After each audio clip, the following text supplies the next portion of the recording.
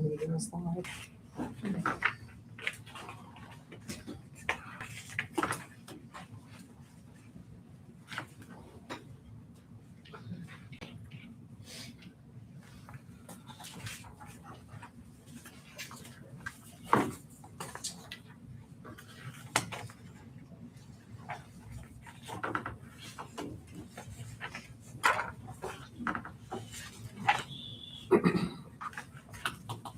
Seems like that minute always takes forever. It does, it's that last minute. At 6 o'clock, we'll go ahead and call the meeting to order. This is the Attica City Council meeting for 4/13/26. Would the clerk please call roll? Mayor Grant, Present? Mrs. Carnahan. Present. Mr. Moss, Present. Mr. Pointer, Present. Mr. Smith, Present. Mr. Roderick. Attorney Bars, Mayor. Okay, did you get the junior Oh, council? no, meeting? I'm sorry. Junior Council, Morgan Wood, Present. Lillian Irwin, Grace Hiller, Addison Hill, Mason Dixon, Adam Gerard. Now, Mayor. Okay, has everybody had a chance to look at the minutes from the last meeting? That would have been the March 9th meeting. Yes. Yes.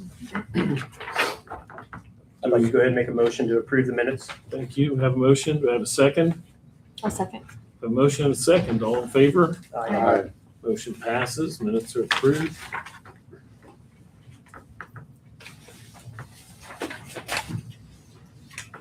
Can I get a copy of this?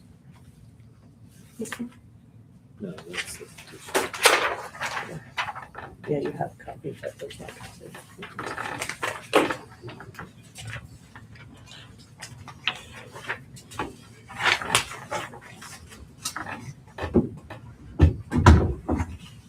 Signed it in red. You saw that. Thank you. Thank you, sir. Okay, we'll move on to citizens petitions. I know there's a lot of folks here tonight. Is there someone who would like to speak? Please identify yourself and stand. No? Yes? Cindy Mason? Cindy Mason, I just wanted to remind everybody that the Dancing in the Street celebration is June 26th. 27th. 26th is the last Friday. I thought I saw it was the 27th. Last Friday of June. 26th. Thank you. Just double check. Somebody had a calendar, huh? It's on my phone. Anybody else? Please state your name. Kathy Miller. Hey, Kathy. This is regarding the petition and Falls Ridge subdivision. And we have filed a petition, which I think you all have a copy of. I gave everybody a copy of it in their folder. I have a couple questions. I don't know if any of the other neighborhood folks have questions, but one of them, since we have registered the petition, does the city do you have to legally let us know when something would start to happen, like turning the soil and constructing something? Is that something that we would see, give it a heads up on? Do you have a copy of the petition? All right, I've got a copy of it. You have. Ma'am, you're referring to the EMT building? Correct. I don't think we're anywhere close to it, right? Well, that's what we're thinking. So we're getting ahead of it because there's no way we would welcome that. I mean, we welcome something for the EMTs, don't get me wrong, but not in our subdivision. It's totally pretty much residential, and we do have a lot of commercial ahead of us coming into our subdivision already. And we have heard that that's a water retention area that the city owns, so it's a runoff. Again, that's, I guess the question. Kathy and I have talked one-on-one, and I've told her that, nothing is set in concrete. That was one of the lots that we were looking at, and I've looked at literally dozens of them, and unfortunately, we've met with resistance in all of them. I don't think anything's set in concrete about where we're going to put it. And I think Mr. Smith's got a good point that, we don't have the grant yet. We don't have the money yet. We're still looking at that. This was kind of on the agenda for later in the meeting, but I'll go ahead and say it now. I did have Mr. Swank, and he's not able to be here tonight. He's tending to a sick wife, but this week. But he did go down and do a very extensive tour of the existing building with the ambulance director this last week, and he's got a pretty good, concise list of things that need to be done down there. Some of it isn't as bad as what we thought. There was people saying there was mold and there was this and there was that, and some of the mold turned out to be just dirt. The filters hadn't been changed in the furnace and some things like that. It does need some HVAC work. We're getting quotes right now for a couple of mini splits for the bedroom areas. It's going to have new siding all the way around. Some of the siding that was put on there was not even anything for it to nail to. So that's going to take some work. One of the good news was that the electrical panel was already indeed a 200 amp panel, but it was an older panel. It's one of the old, if you're familiar with electrical at all, is what they call a push-o-matic panel, which were very popular back in the 1960s. So it's probably going to have to be changed, but the service isn't going to have to be changed, which is a big money savings. So we're probably looking at somewhere between $15,000 and $20,000 once Eric finishes getting the quotes, and we'll do that. And I think that's very doable because we'll still have that building, even if we have a new building somewhere. I am still have my nose to the ground looking for alternate places to put this new building if we get the grant and this moves forward.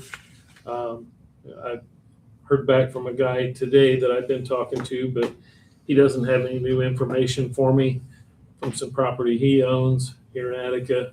But we're still trying to work through it. I guess we're kind of running out of places where people are accepting of it.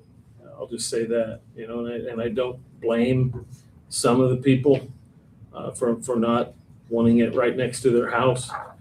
But on the other hand, our options are becoming more and more limited every day as more people come forward and say they don't want it in their neighborhood. So we could be forced to just leave it where it's at, and do the remodeling on the building, fix the building up down like it is, and deal with the trains. I know there was a train most of the day across there today. And the other option is just to tell the ambulance service to take it back to Petersburg, and I really don't want to do that. I think that would be a disaster for the city of Attica and the safety. Anybody else have any questions or comments? Well, Mayor, I know you put a lot of work into this, and I appreciate all your efforts to date. And I think that we've run into all kinds of different issues that have come about, and I do think that somebody raised the concern, hey, these guys are in that space right now, and is there something we can do to address it?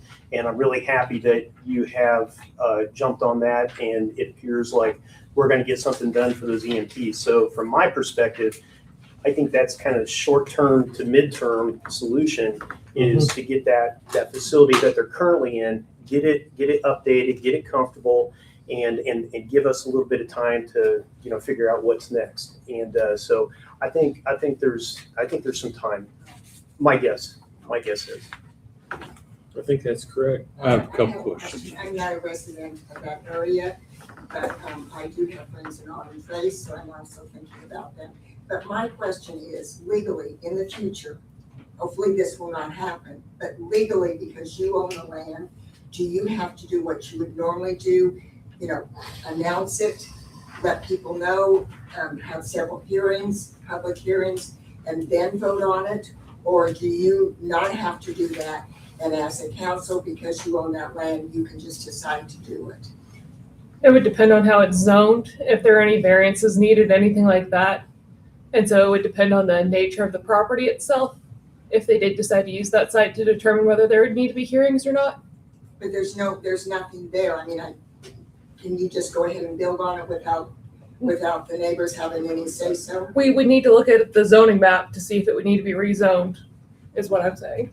I can speak on behalf of myself on the council, and I think that we would need to be extremely transparent and unanimous with any decision that we make. And so I think there will be ample opportunity to talk about this because this is really important for our community and the people out at the nursing home. So I don't think anybody's going to get sideswiped here.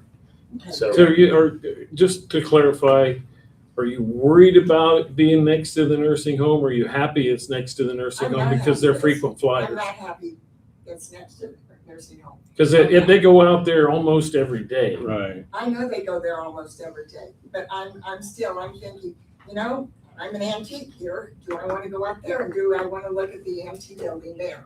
And as a resident who might someday want Be to there. build up there, I wouldn't touch that property because you were taking down the value of it very quickly. So I'm just an old concerned citizen of Attica, and I just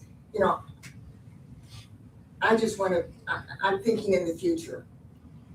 I understand. I understand. And I'm not questioning the council or what you've done. You're a wonderful mayor. I appreciate it. But I'm just thinking, oh my gosh, where someday do I want to go? I get it. I get it. My biggest worry, honestly, is if I need an ambulance, you need an ambulance, I need an ambulance at Autumn Trace. When's it going to come and where's it going to come from? And I that agree with that. sincerely worries me. I don't want it to have to come from Petersburg, because minutes, seconds count. And I don't want that to have to happen. And I don't want somebody to say after the fact, oh, gee, I wish we'd have had that ambulance in Attica because so-and-so might be alive today. So that's my biggest concern out of the whole thing. And, we wanted to put it down by the elementary school, and that met with a lot of resistance as well. We've talked about out by the cemetery, Badlands area, that has met with resistance as well. And I don't think you can pick anywhere in Attica that everybody is going to say, yep, that's the spot. And I know Kathy and I have talked about this. I'm preaching to the choir here, but I'm just wondering, when you think you've decided on an area, will it be public known and will you let everybody voice I think it will, yeah. Okay. I don't know about the legality, whether we legally have to or not, and we'll address that when the time comes. But I think Mr. Smith's right that we need to be as transparent as possible. So And yes. That makes an antique lady very happy, so I appreciate that. Mayor, Yeah. I'll go back to when I was growing up as a kid, we lived up on Avenue 7. Back then, in those days, it was the county. If we had a police trouble, it took a while for the county to come up. Even though they got city people in here, they had to wait for the county. So I would hate to be an ambulance guy waiting for it to come from Petersburg up here to help us. That's what I do know. So we probably need to work, see if we can find a spot. If it's up there, we hope not. But like I say, if it is there, they're not going to turn their sirens off when they leave out for every call. But like I say, hopefully we can find a spot here in town that we can all agree on to put one, because it would be better if it was on the east side of the city so it can get up to Autumn Trace, and other sides across the tracks would be great. That's what I thought, and I think everything would be transparent when all that comes to pass. One other question, is there any type of a timeline that you're looking at, or? We didn't get the grant this year. Oh, It didn't okay. it didn't come through. And Oh, our thank grant you. writer tells me that sometimes you have to apply for that particular grant 2, maybe 3 times. Okay. She seemed confident that we may get it next year in 2027. Okay. But that doesn't mean, we shouldn't start looking at locations. We shouldn't have money set because that's a matching grant. So we always have to have the match available, match money.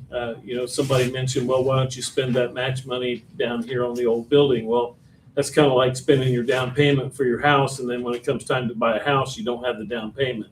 So you've got to manage that money very well and make sure that, it's ready when the time comes. So I'm hoping the end of 2027, we'll be looking at maybe hone in on a spot and hope that we can get buy-in from the community. I can tell you from personal experience, we got the same grant for the fire department. Once you get the grant, you're looking at about 2.5 years to get everything done that you need to, because the state requires so much for you to do before. So once they get the grant, it's not gonna be 6 months down the road that it's gonna be up. You're still talking years, so just so you know, okay?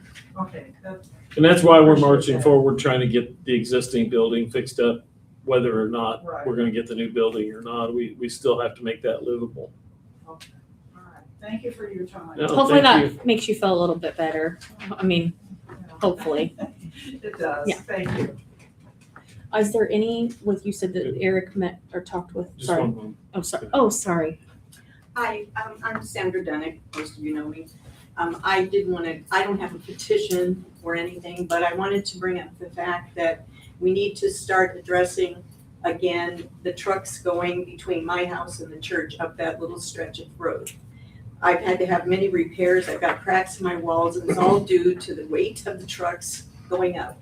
And I almost took a video tonight, I was sitting on my porch having dinner, and a big semi comes down where it says no trucks, the no truck route, comes around, curves the whole street, comes up, doesn't even stop at my stop sign, rolls through halfway on the street, rolls through the next stop sign to go up.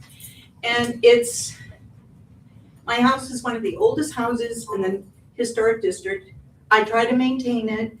I don't feel like we're doing enough to maintain what historic value we have left. And we do have to address those trucks. It's disruptive on Sunday, with the church parking and other times when the church has things, you can only get one car through that intersection. And I know I'm the only house there and I own that, dump behind it, but it needs to be addressed. So I went down to look at the no truck sign that he said there's a truck route, and it's confusing to me because it stops, you can't go up Perry anymore, it says no trucks. But then it says truck route stops. Which way does it stop? So I'm confused. So maybe the truckers are. But when it starts being grain season and all that again, all the trucks, I counted like somewhere between 14 and 17 trucks one day. And I'm not talking pickups, I'm talking semis. And every dish in my house rattles. And I've had to have numerous repairs to my home. And that was built in 1837, before the Civil War. So it may seem minor compared to building an ambulance, but I did understand from talking to the landmarks guy, Kleckner. Tommy. That there is a historic commission that the mayor can, and it has not been done. So I just wondered if that's ever been addressed, where I haven't been involved with it. And he said because it's in the National Historic District, and they're trying to get another one out Honeymoon Hill, they call it, and straight up Perry Street and Brady, that we need to address it as a city. This is our historic district. It's all we have left, and we need to preserve it. And those semis are not preserving it at all. I've had to have some sewer line work done. They went all the way out to the main line. They said the main line was crumbling. Now, Mayor, you were going to look into that, and I haven't heard from you yet. But, my 15 feet that comes from my house to the main line is fine. So I can spend thousands of dollars fixing it or replacing it. But what good does that do me if that constant vibration is doing something to the sewer lines there? It's a major concern, and I brought it up before, and we've talked about it. So it gets me really riled up because I just, I took the cones you gave me, stopped 2 truckers, and I said, as a citizen, this is my home, could you use the truck route? I'll even show you where the truck route is. Neither one of the truckers appeared to speak English. So I did my civic duty. Therein lies the problem. Okay, but when I called the police department and talked to the policeman there, he said they're not breaking any law. I said, well, couldn't you as a concerned person just stop them and say, hey, use the truck route, or you need to use the truck route. You know, I know you put all the fancy curbs up Perry, but there's nothing there and they can't go up Perry anymore. So now they're coming around, and it's a volume, it's a high volume. It's not one or two. So Sandra, What? so I can tell that you're I am very upset. very upset. So, and I appreciate what you're saying. And I know those trucks, when they're loaded up, you know, those low frequencies, they can just break things apart. So I believe what you're saying. And you've been here a couple of times. I've only been here for about a year and a half now, a year and a quarter. And I mean, if you were queen for the day, what would you do? What would you make different? I would put no trucks going through our National Historic District area that we have left, because we've torn down so much of it. We don't have much left. And I would say that should not be a truck route. That should be no trucks. Especially, I asked Mr. Mason, I said, do you guys hear the church windows rattle? Because mine rattle. And that's stained glass, and that's a historic building too. Now that all the buildings are down, when you drive into Attica at night, that's what you see is that beautiful church. And I just feel like we're not doing enough. So yes, if I had my druthers, we can't make it a one-way, but we could make it no trucks and designate them a truck route, you know? And it isn't just grain trucks. I don't even know where all these semis are coming from, down Summit, you know, and up the back.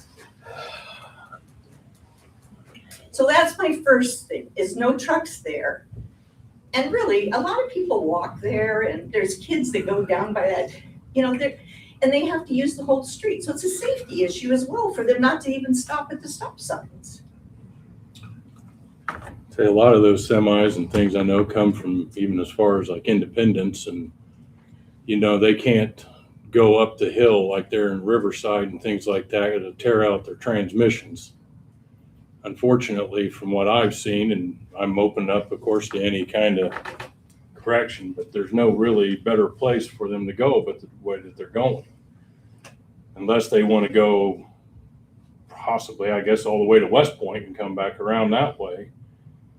Well, you know, there's lots of things in life we don't like to do, and we don't like to have to go around about. But, you know, think about it. Attica, you know, when you prayed, you said, our city, what are we doing to preserve what we have?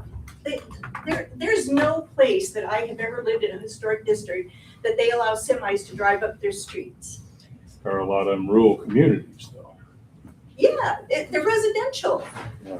I think she's making a lot of sense here, because those big trucks, when they're loaded and those low frequencies, they just Well, I've destroy. noticed when they come down They the hill destroy here, things, and she's right. I mean, she's my office absolutely rattles right. when some of them come down the hill, for sure. Yeah. The only thing, and I think you made a good point in that, what do we do different? How do we fix that? What else is there? That we don't want them driving through downtown and driving up over the new curbs and the new planters and the new trees and all that through the 200 block. We did designate a truck route down past the city garage and around that way. You know, if they're going to C&D, that is the preferred route for them to take. However, as Mr. Moss pointed out, you've got grain trucks and things coming in from Independence, Riverside, and all those places, and they should be, if they're coming in North Perry Street, they should be turning onto the truck route and going like the route to C&D is designated. Now, I think you got a good point in that maybe it's not, the signage isn't maybe what it needs to be. I was confused. I drove around looking for it because I thought, if I'm gonna show these guys where it is, I better know where it is. And we've you know? got a gentleman right here that when they make the turn down there behind C&D, they want to drive up into his, I won't say his yard, but into the grass, and you know, it's the yard that he's taking care of, and that's not good. We've tried to keep people out of that. I'm open to suggestions on how to. I think she's got a fix good it. suggestion. It's a historic neighborhood, no trucks, Yeah, well, and then everything else will work its way Maybe- out. they're So gonna maybe take the the path of signage- least Those streets aren't resistance. wide enough to get on that.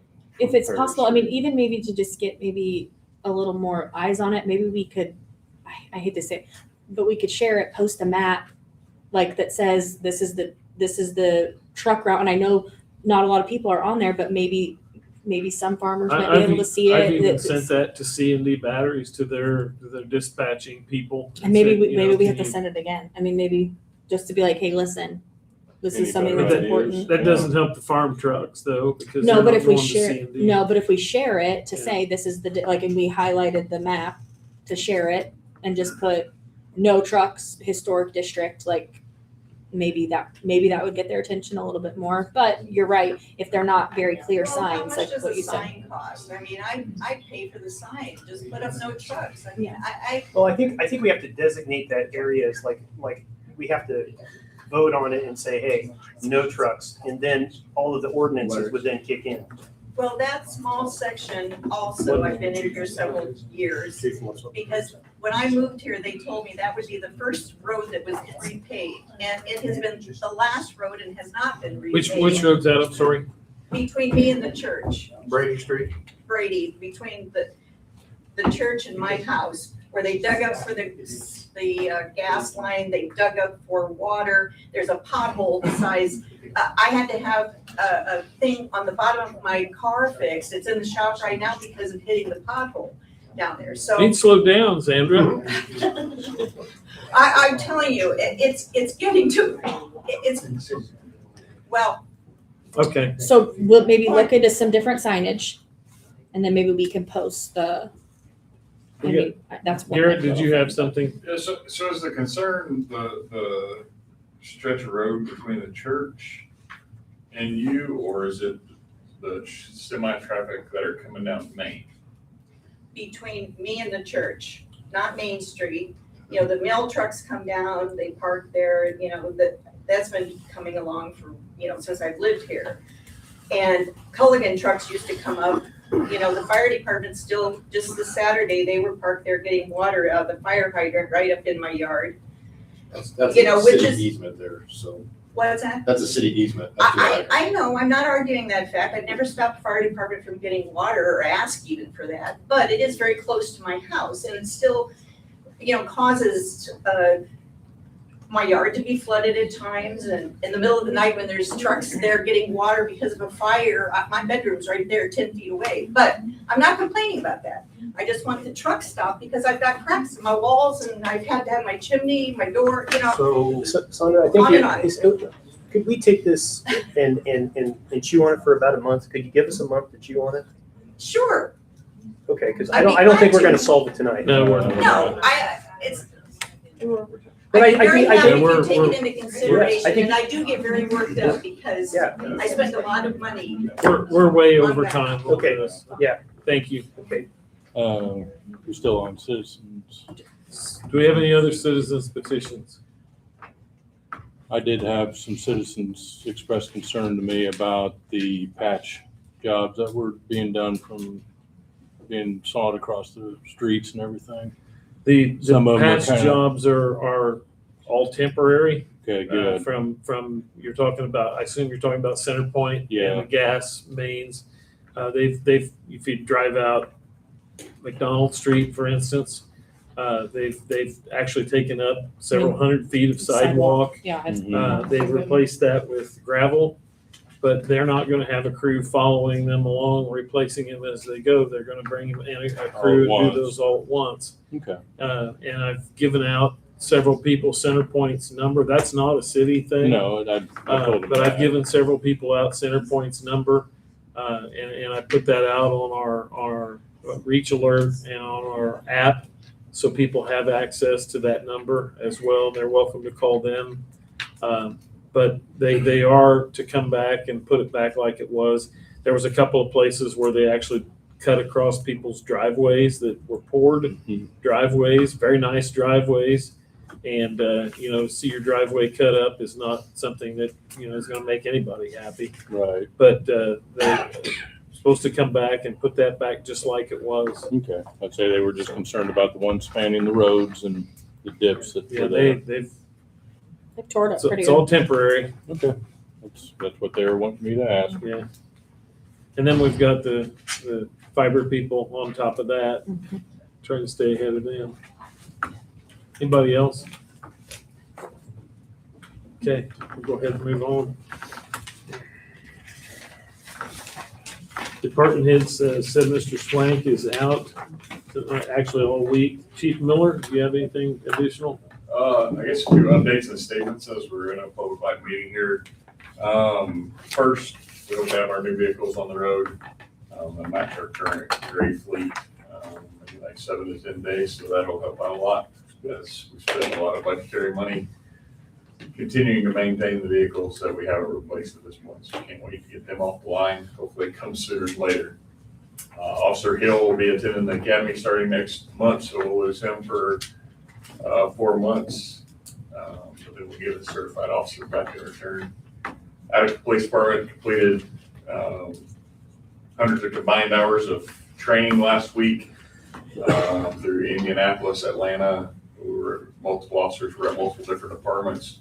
We'll be ordering some new equipment to go into our armory to give our departments some more less lethal options as they deal with critical incidents, and those critical incidents that are around Attica and the larger cities are kind of swelling on us and getting closer. So we'll have some more devices to help mitigate those actions.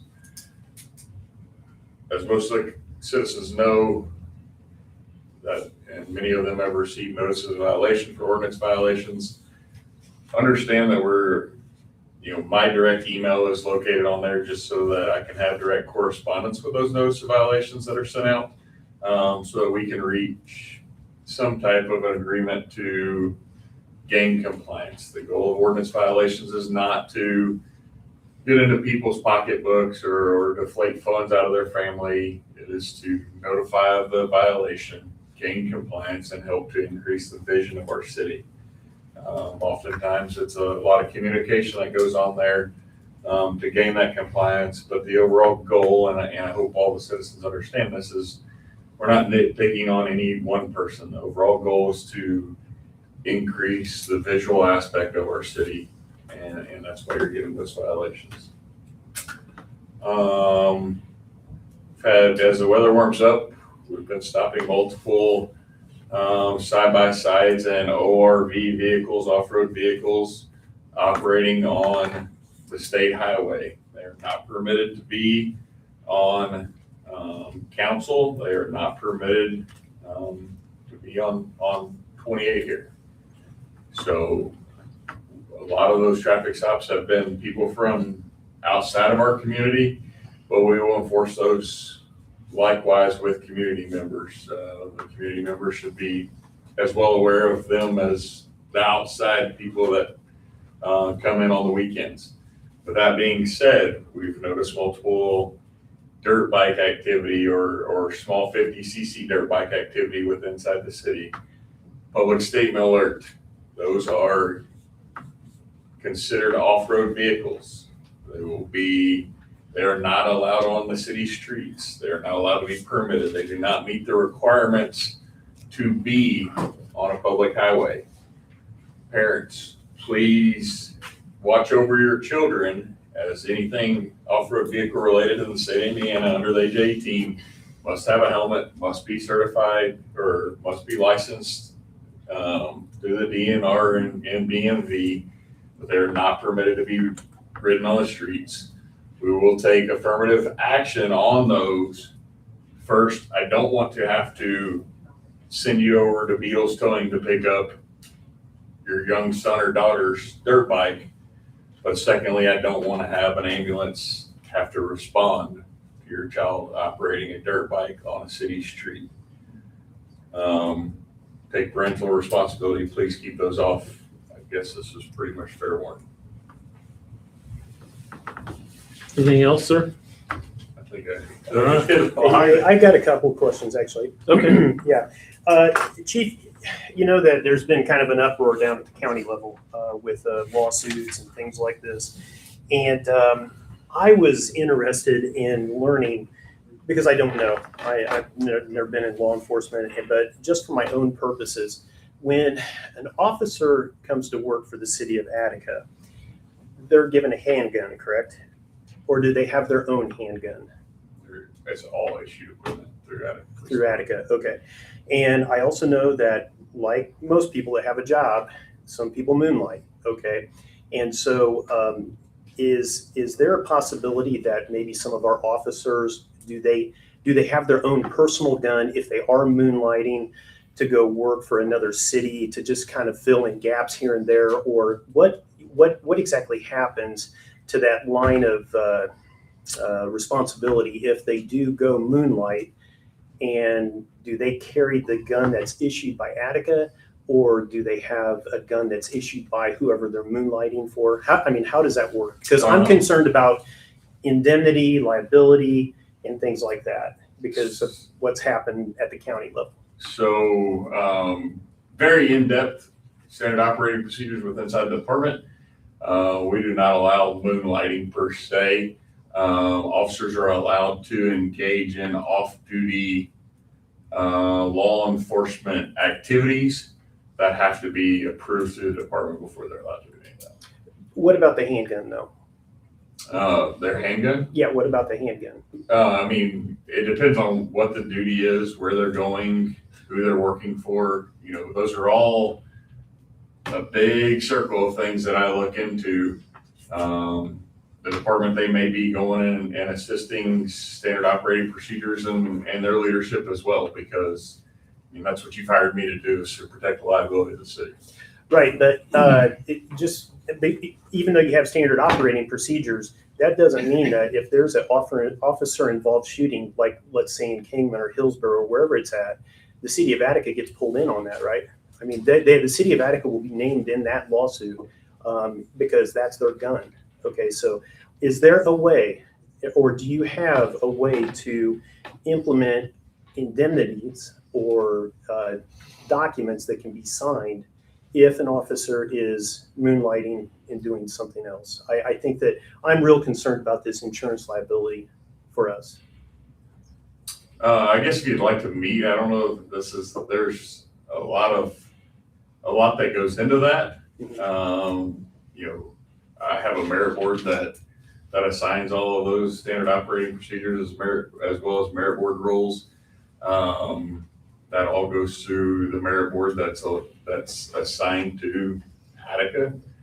I don't know that that's a concern we're gonna talk about inside of a council meeting. Well, we're responsible for representing the citizens of Attica, and the citizens of Fountain County have just gotten hammered because of lawsuits against the jail and officers. And I believe that actually, maybe I saw on a Facebook post that we might have gotten pulled into a lawsuit at the city of Attica. I believe, I don't know for sure, but I was going to ask you about that too, because I don't think that I wasn't aware of it until it came up through Facebook that there was a lawsuit. We can't discuss lawsuits in an open council meeting. Well, but we can talk about the fact there is one. Or litigation. We're not gonna go there. You're welcome to answer any questions you want, but we simply can't do that. Well, don't you think it's important that council members should know this? We can't discuss ongoing litigation in a council meeting. Or independent. Well, how do we learn? How do we know about this? Facebook, apparently. Facebook. If it's on Facebook, it's got to be That's true. not Larry Grant's rule. You ask the proper people during the proper time, not the council. So this isn't a proper time then? No. Okay. It's because it's a. Chief Miller, I got another question. He's talking about the ATV guys kind of running around town. At one time, I know we had certain streets that couldn't run on, and I think they were Sycamore, Perry, and Summit Street. Does that still kind of apply out there to some degree on some things? No, Okay. when we amended our ordinance probably 5 or 6 years ago, and we changed quite a few things, the council elected to pull those to redact those out. I know some people's asked, and I just thought I'd throw that back out because I wasn't sure Yeah, either. that was redacted quite a while back. Well, let me ask this question then. Are we anticipating a claim against the city's insurance policy? Can you ever anticipate such a thing? If there's I mean, a that's why pending, you have insurance. if there's a pending Yeah. lawsuit, then the answer is probably yes. I mean, that's kind of foretelling the future in a way. I mean, if there's a If lawsuit. you could predict the future, you may not even need insurance at all. I think that if you want to ask about that specifically, I think you need to call the lawyer because we can't talk about it in a public It's meeting not public because it's not public record yet. So- I think the citizens of Attica would like to know about it. No, we're not saying that they don't need to know. That's not what we're saying, but That's, it's that's, the law. it's not up to us. We're not saying that I would love to share that with them. I don't know it either, but what I'm saying is I would love for everybody out here to know, but I don't know it because they're not telling me about it yet. And so that's It's why not, we nobody's have keeping anything from anyone. Well, I wasn't aware of any of it. insurance I'm not either. And one of the reasons that it's not, super out there yet is because a lot of it's speculative, is they might have named Attica as the wrong party and then insurance defense gets us out of it. So it's too speculative at this point in time until we get to the point where we can figure out whether it's going to settle out or whether we're still a party or not. And that's why we don't discuss it. Is because there's a very real chance that we could get dismissed out. And that happens all the time. Mhm. Where they just name every single police department they can think of. And then as the facts come forward, as discovery progresses, they realize we don't have any part in this issue. And if we did have a conversation that needed to happen, we would have that under executive session. Which Where is one of the reasons for Oh, that'd be executive great. session. That'd be yeah, great. if that was the case. That'd be So great. I we've mean, I'd had- love to have an yeah. executive session where we could talk about some of these things. It'd be great. Anything else? Okay, we'll go ahead and move on. Chief Little? I just want to clarify some comments that have been made on Facebook. I'm not on Facebook. It's a good thing I'm not. There's been a couple posts this past few weeks that I just want to be 100% transparent. I think the public needs to have the proper information instead of just something that's made up. One of them is regarding to a fire that was on Mountain Street. The individual claimed that it took us 48 minutes to arrive on scene. It took 6. Everything's time stamped. The whole incident was 48 minutes. And so it wasn't anywhere close to what he was saying. So it was also at 1 o'clock in the morning. It's volunteers. They have to get up, get dressed, go to their car, go to the fire station, get a truck. So 6 minutes is pretty dang good. When the average time for a career department out the door is 3.5. So it's pretty good. So I just want that to be on public record so everybody knows. So clarify that for everybody. You guys are in great hands. I have the utmost faith in my firefighters. They do a wonderful job. They care about everybody in the community, and they're going to bust their butts to make sure everyone of you are safe. So I just want you guys a little bit at ease on that. So again, I just want that on record. The second thing is this whole tax talk. It's a bunch of crap that's being put out there on Facebook. The fire department just come to the city council, say, I want to raise taxes. I'm going to become a territory. I don't care what anybody else thinks. It took 2.5 years to get it set up. And the reason why we did that is because the cost of equipment for the fire department was way outgrowing what our budget was from the city when we were in the general fund. Our budget before we became a fire territory was $86,000. That allows me to suit up 8 guys with gear that they need, and that's it. No truck repairs, no equipment, that's just fire gear. So we decided as a group, and when I say group, I'm talking city council, then the 3 townships that we covered, Logan, Davis, and Shawnee, to be able to provide the best service possible. It'd be wise for us to come off of the general fund, which we are no longer on the city's budget, period. We don't take anything from the city, and go on to our own. And the way that's done is, yes, it is taken out of your property taxes when you pay it, and then it goes into separate funds just for the fire department. And what that does is allow us to raise our maximum levy, which is the cap that we can bring in, and that's it, okay? By doing that, we were able to raise our budget from $86,000 to $425,000. And by doing that, we're able to provide you guys the part-time firefighters that we currently have that we've never had before. So, and it allows us to buy more equipment, more flexibility in some of the trainings that we do and things like that. So I just didn't come in here one day and just say, I want to raise everybody's taxes. I need more money and this is what I'm doing, period. You guys got to say yes. You know, we had 4 public meetings that were open to the public to come at any point in time. They're all in the newspaper. They're all advertised the way that they're supposed to be advertised. And then at the end of it, it broke it down between each township got a vote and the city got a vote. And yes, it was unanimous between all 4 parties, which was the best thing that could ever happen to the city. So I don't see a fire territory being a burden on individuals. If anything, it actually helps you and it makes you safer. So, again, this is why I don't have Facebook, just because oh my gosh, I'd have to be on blood pressure medication. So I'm a very transparent person. I never hide anything from anybody, especially when it comes to property taxes, because I am a taxpayer. I own property. I don't want to be paying a bunch of taxes, but it's just how it is, unfortunately. But anyways, I just want all that information out there for all of you. And do not hesitate to call me, come track me down, anything. I am an open book. So whatever you want to know, I will tell you whatever you want to know. And if I don't have the answer, I will find it for you and give you the proper answer. In case people are looking on Facebook or online, I just want to make sure that people are realizing that no one is hiding anything. This is all for the betterment of the community. This it works for, again, 2.5 years. And now we are, when was this established again? When was like the first month? 2023. 2023 is when we started. And now we have someone complaining about it right now. This has been going on longer. Well, I think it's than because that. people don't understand taxes. They don't, and they think they do. So anyways, just educate yourself the right way. You can look up anything on Google and find it, and you can word it the way you want it as long as you search hard enough. I mean, so just, again, I just want it on the record. We're not out here to hurt individuals. I know money is tight right now between everything that's going on, so I just want it on the record that we're not trying to hurt the citizens. We're trying to protect them. We appreciate all you Yeah, do I and all of your appreciate guys and we have the best, and I And I appreciate will you. stand up for them until the day I die. So You and your they're almost like department. my kids, even though some of them are older than me. But I will protect them to the fullest. Yeah. Period. Yeah. So. Okay. Yeah, I think We you and your kinda department keep do a on wonderful track. job. We do have Really a citizen. Oh, real quick, on the Board of Works, we've dealt with this with Mike because, Shawnee was paying their full amount, Logan was paying their full amount, Davis was paying half. And Davis was giving half theirs up there to West Point. And it's a big area to cover, and I like the way they're doing it now, that we're getting all the funds that's going to our department, not that we don't assist each other when other people need help, but it just makes so much more sense, because it was frustrating.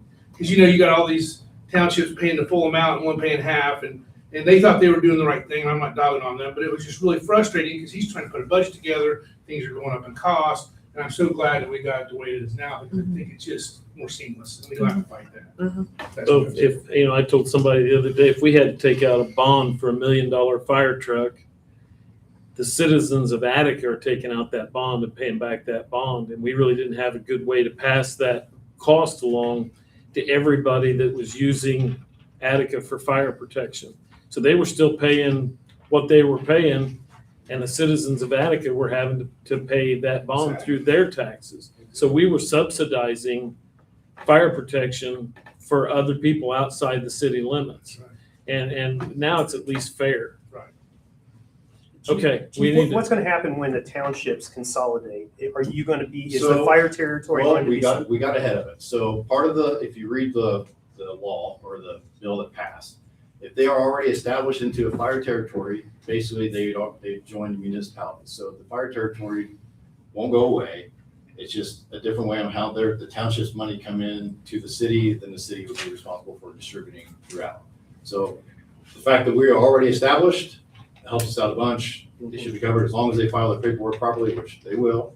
I have utmost faith on them, so we will be completely fine. So Yeah, so it looks like you knew what you were doing. sometimes the blind squirrel finds a nut. anything else? Okay, we'll go ahead and move on. You don't have anything else, Chief? No, that's it. Okay. Thank you. Mrs. Broadwater? I have nothing. Okay, we'll go ahead and move on to committee reports. This will be the WEGA update. I know the director's here tonight. I know they want to talk about contract renewal. So Kim Colwhite, you're up. Hi, everybody. I'm Kim Colwhite. I'm the director of WEGA, and I've got a couple board members here, and we are here to discuss our contract renewal, to give you some updates about some changes that took place. I've given you some of the schematic designs of the new building that we have proposed for the original grant when it went through, 2 years? 2-3 years ago. It had the commissary up at the elementary school, and that was in the original plan. Now that that has gone in a different direction, we had to come up with a plan for our funding to be, from the grant to still be available. So we consulted with KJG, who did the original engineering designs. We have decided that because we have heard the feedback from the community that the historical district being kept somewhat historical looking, as doing a storefront with 2 storefronts, and then the commissary in the middle of that building, and then at the back combining that separate restroom building onto that and making one big building for that. We know that our contract is up and we know funds are really tight, and we know you guys have invested a lot of money and work is still going and happening, and I apologize on behalf of the delays that it's taken this long, but we just finished getting a contract last week from IEDC saying that those funds are actually going to be given to us for this project, and they told us that we could go ahead once we did the pre-commitment letter, but that's at our own risk, and we didn't want to take that risk. So we waited until we have a contract. It is with legal right now. So once we get that contract back from legal, we have a great group of people together working on this to make sure that we can get the right people to do the construction and make sure that it's done correctly. We have a timeline of, hopefully, if things go well, we can start the foundations this year. So this spring, this summer, we want to start on the foundations of those buildings and get that done. We're just waiting for that contract, but it did finally go through. So we'd love to continue working with you guys. One of the greatest things about working with you is that, with our arts and culture grant that we're working on, that we were able to work with parks and to work together and help each other through these things. WIGA is just getting its feet back on the ground of what it's supposed to be and what it's becoming. And, working together and being a resource for you, for everyone in the county, we have so much more to offer and so much more that we can do together. We have some numbers that these two are going to share as well, but we would just really love to be considered to renew the contract for us and let us get this project finished and really put something amazing in there. I've been in conversations with Ivy Tech because I know one of the concerns is programming in that building. So we've been trying to think of, from the beginning of the project till now, a lot of things have changed. A lot of things are different than what they were. We still want to keep it as a business incubator. As I'm in the meetings, and Larry, you're in those meetings with me, and you know what's going on with the semiconductor facility out of West Lafayette, that is going to provide a lot of high-paying jobs to residents, and it's going to trickle down to us. One thing that they're looking for is vocational training, because right now they don't have the people that have those skills to run that facility, so they're bringing them in from other places. And instead of that, we would like to, I mentioned to the group that we would like to help that offer some space and figure out a way to work on vocational training for our high school students to get the training that they need to get those high-paying jobs right out of high school to buy these new homes that are being built and keep them local. So that's the goal. That's the direction that we're going, and we hope that you guys will follow us. Brian has some numbers, Sharon has some numbers, and I'll let them talk numbers.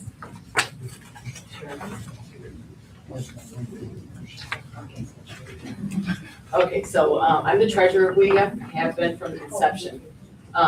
And so just what I want to kind of review with you, you guys got a handout up there. One, I just kind of want to start you with, back in 2017 is when I was approached by Cindy Mason and others about, as a legislator, to adopt a food and beverage tax. We were actually able to adopt it at the state level in 2019. So that allowed Attica to start charging that food and beverage tax. I attached the back of my document so you can see what Indiana code is, and just for education purposes, that we understand. A city cannot just start charging a food and beverage tax. You actually have to have a state approval. It has to be in law for Indiana code. We actually have a section in the Indiana code just for the city of Attica plus food and beverage tax. It does define exactly what it has, what the uses of revenue are for. And it's revitalization of projects in the city, including the repurposing of buildings and the city's main street program. It also can be used as a pledge for bonds, leases, and other applications. You can read that for yourself. So just that's kind of a timeline. You know, obviously we created WEGA. It was initially just the city of Attica. And there was a contract with the director working just for the city of Attica on development. And one thing that we recognized early on is that this really needs to be countywide. This needs more financial support than just the city of Attica. So as Joanne has to deal with fund accounting, WEGA is set up the same way. We have a separate funds that can only be used for specific purposes. Now, when we brought the county on 7/1/23, the county has taken over all the operational costs. They pay for the director, they pay for all insurance, all the operational side of it. The city of Attica's fund became just for revitalization and redevelopment. The specific things that I wanted to show you, kind of a synopsis, a recap. I gave you the general ledger so you can actually see every single transaction. Because me as a treasurer, I want to be completely transparent with you. And of course, this is exactly what a CPA goes through with me. Make sure that we are adhering to the exact rules of each fund and how it has to be used. The recap just then takes like the total amount to say, hey, basically this is what we've been spending the money on. So food and beverage dollars that have flowed to WEGA is $901,484. $901,484. If you look at the expenses, the big chunks, we purchased we call it the Cripe building, which is now the WEGA building. The 105 Mill Street, we purchased that, demolished it, and had to also do environmentals just to do that, so we could safely demolish it. We did economic impact studies so we could get the IEDC grants. That grant is $6 million, so a significant investment to get that. Well worth it.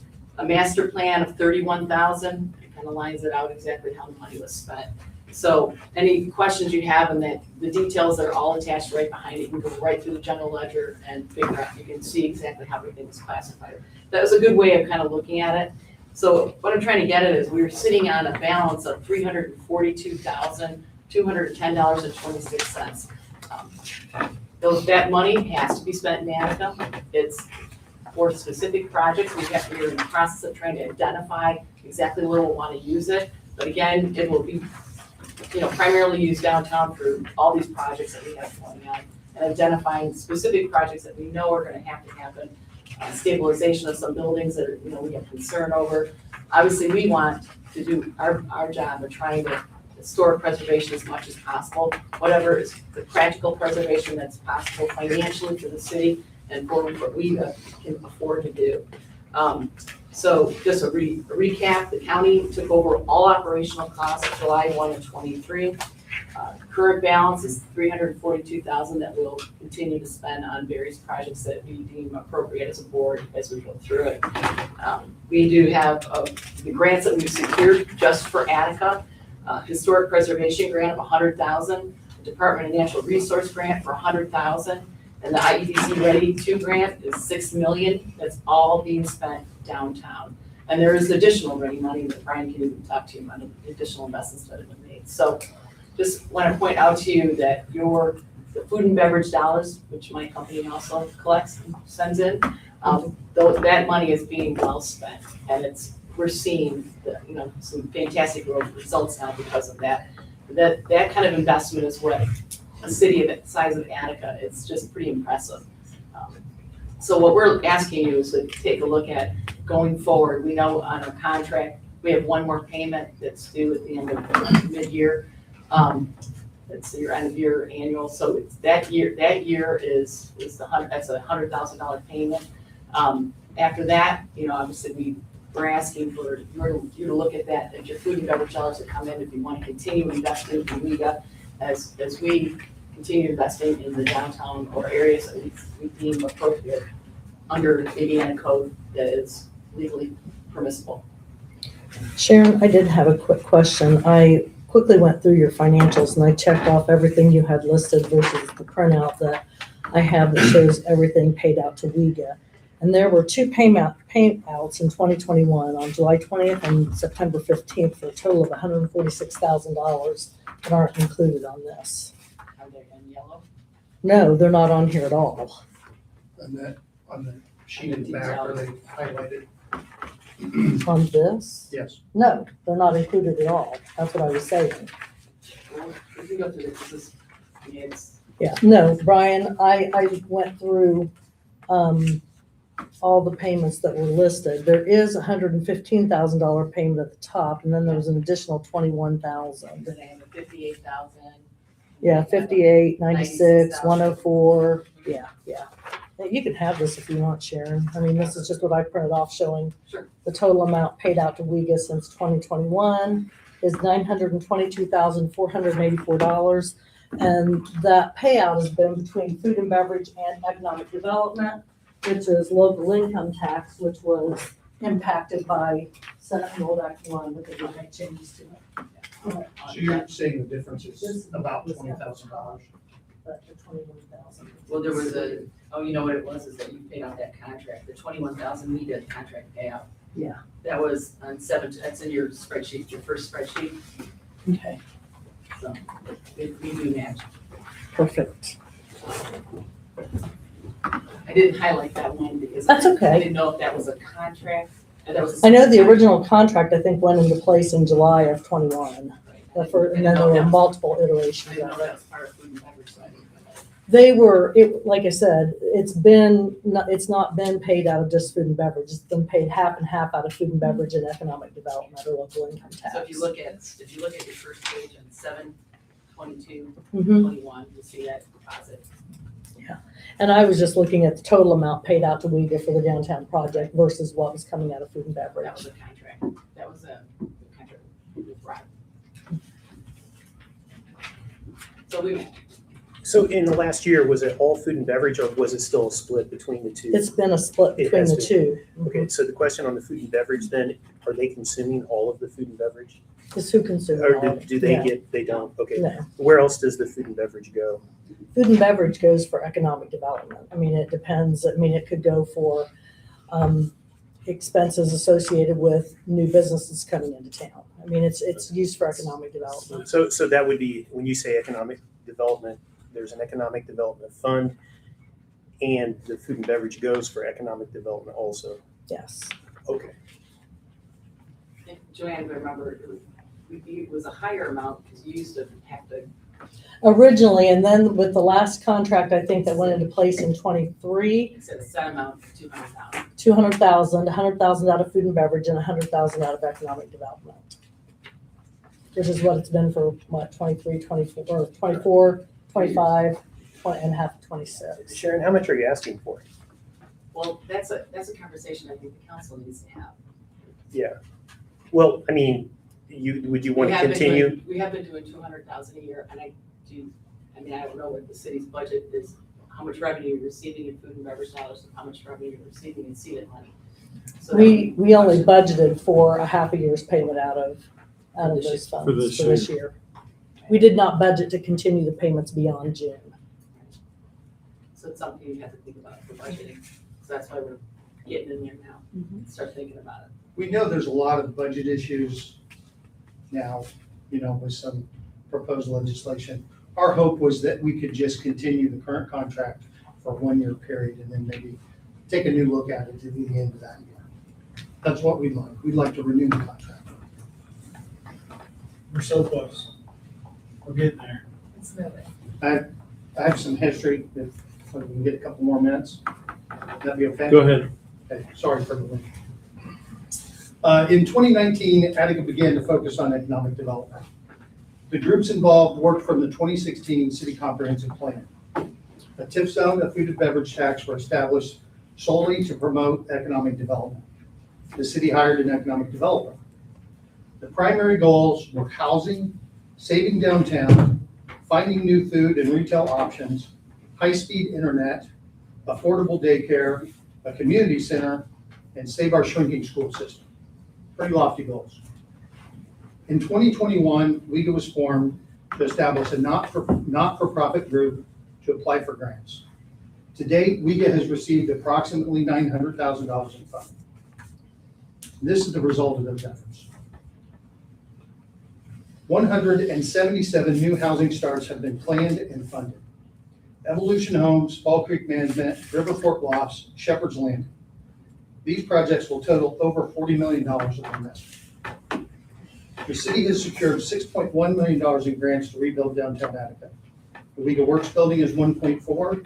The marketplace will be about $4 million, $600,000 in Indiana landmark grants, and $100,000 in DMI.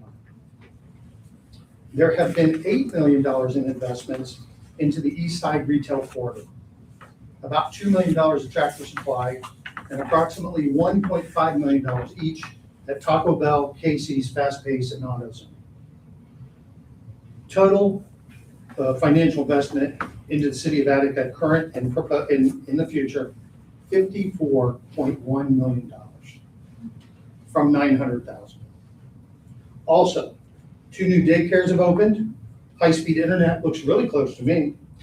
WEGA played a major role in the downtown streetscape, and we negotiated contracts to provide 2 free buses to Johnny's House and Harrison Steel for worker transportation. We conducted and paid for the downtown master plan. We purchased 105 West Mill Street. We paid for extensive environmental testing, and we demolished that building. We also purchased 202 South Perry Street. The effects of these efforts and purchases downtown will impact numerous concerns, but perhaps most importantly, it has stopped the downward spiral of value in our downtown buildings and has significantly improved recent appraisals and valuations. This will be key in attracting new private funding for downtown Attica. The majority of WEGA funds have been spent on administrative costs, consultants, accounting fees, legal fees, engineers, architects, web design, grant writers, environmental surveys, insurance costs, and of course, real estate purchases. Some of our future priorities are to open and establish the program for the WEGA Works building, the business incubator, and the downtown market. New retirement housing options are high on our list. Develop the 105 West Mill Street property. If possible, secure the bare necessities building. Continue to work on the downtown master plan. Build the walking loop. Securing a stellar grant or some form of funding for these projects will be a massive effort. A new community center. Update the city comprehensive plan, which is now 10 years old. Continue to find ways to strengthen the Attica school system. We would also like to better coordinate and work with the Redevelopment Commission, the City Council, Main Street Attica, and the Attica Zoning Board. Finally, economic growth normally does not occur because one lever is being pulled, and it takes public and private focus. Attica now has the tools needed to spur real growth, growth that is researched, commented on, and planned properly. Despite many setbacks and some mistakes, Attica is now set to progress unlike anything the city has seen in almost 100 years. WEGA is not responsible for all of these efforts, but is now certainly the spearhead of it. Without a nonprofit group leading economic development, growth will slow or stop. Economic development and growth should be Attica's #1 priority. Because it will drive the growth, that growth will drive the tax base and bring in contributors to make all other things possible. Things like funding a med shed, building a new city pool, a larger fire department, a new community center, new sewer pipes, new infrastructure, better parks, a vibrant downtown, and to boost a struggling school system. Thank you. Thank you, Brian. Anything else from WEGA? We thank you guys for your time. We appreciate you. Thank you for coming up. Absolutely. We're so close. We're gonna start seeing stuff moving. So if we were to approve the next year for 200,000, how do you see that money being spent? So we have obviously $6 million that is gonna start flowing in the next, between the WEGA building and the market. What I see it as, and of course it's a board decision, Sharon is, we're so blessed to have her because she is the guru when it comes. She knows all the stuff we haven't covered, and she knows Attica like the back of her hands because she helped when the books were a mess here, so she does the same for us. We see this as a stopgap. Does that make sense? We need that funding to make sure. I've even said, and this is me personally, I'm not speaking for anything, I would even, and I don't even know if this is legally possible, whatever we don't spend, you guys can have back. We're not planning on, we're not just keeping it for ourselves. We just want to see this thing done because it will be the crown jewel of West Central Indiana. It will be beautiful. It will be right here in downtown Attica. And it would be a shame to see momentum stop because we're lacking a couple $100,000 in funding. Would this money keep the team together then, basically, is what you're saying? The team will be together. We will make this is just, this is grease. Does that make sense? It keeps us going, keeps everything going. Once again, you guys are not, as you all know, you are not paying for any administration at all. The county is. This is every penny you give is going right into Attica, 100%. And you're actually to date, the other board members can say, we've let you guys approve that. Like tearing down the building, we came to you because we're like, hey, we're going to spend your money, and we want to continue it to be that way. Transparency has been a big talk tonight. We can be nothing but transparent. I also want to add for the IEDC Ready 2.0 grant that we are getting, those funds are reimbursable. They're not giving us a check of $6 million. Like when things come out, we have to be on their timetable. So when we put in an invoice, it's up to them when they reimburse it to us. So that money is also there as a security for when things come in that we, that it is a reimbursable grant. We're not getting a check for $6 million to spend. The same thing actually is with the DNR and the historic landmarks grant. It's a reimbursement process. So that $342,000 is actually a relatively perfect level of cush to allow that cash flow, which is what we'll need. But going forward, we also have identified some additional projects that we are concerned about the stabilization of bare necessities, which is attached. We are too. Yeah. By the way, I'm Jason Fruits. I'm the president. We did not introduce myself. I'm sorry. I appreciate that. I had no idea who to write down who was speaking. I just wrote Fruits. So then another question then is, okay, so you'll be asking the city to sign a proposal. We'll bring the project to you. We'll tell you, this is the project we're looking at, or yes, we would like to see if we can sign another contract with you to say, hey, we continue funding this fund. Again, this is a fund that's just specific for Attica right now. So assume that you're talking a 2027 contract. I mean, because we didn't budget for the end of 2026 for anything. It's our understanding that our contract ends this June. Yes, This June. that's We what would I'm like to saying. renew for another year, so we would like So it wouldn't continue in $100,000 June. payment in 26 and $100,000 payment in the They first. can't do it because they didn't budget it. So You're gonna get what we owe you for the rest of this year, which is $100,000. But we didn't budget for the second half of this year because the contract ended, so there's no need to budget it. So we would have to build that into the 2027 budget. Is there a way to move some funds around that we're not going to be spending right now? It's a large appropriation. So for example, we have $400,000 set aside for an EMT facility that doesn't look like it's going to happen anytime soon. So is that? That was coming from several different pots to make that happen. I mean, we didn't have a block of money that was going to do that. It was, 20,000 here, 40,000 there. But the short answer is yes, there's probably some places we could, that was going to go to that we could spend it on. I just as a side note, I just approved almost $10,000 today for finishing up the streetscape downtown that we started that's had multiple cost overruns.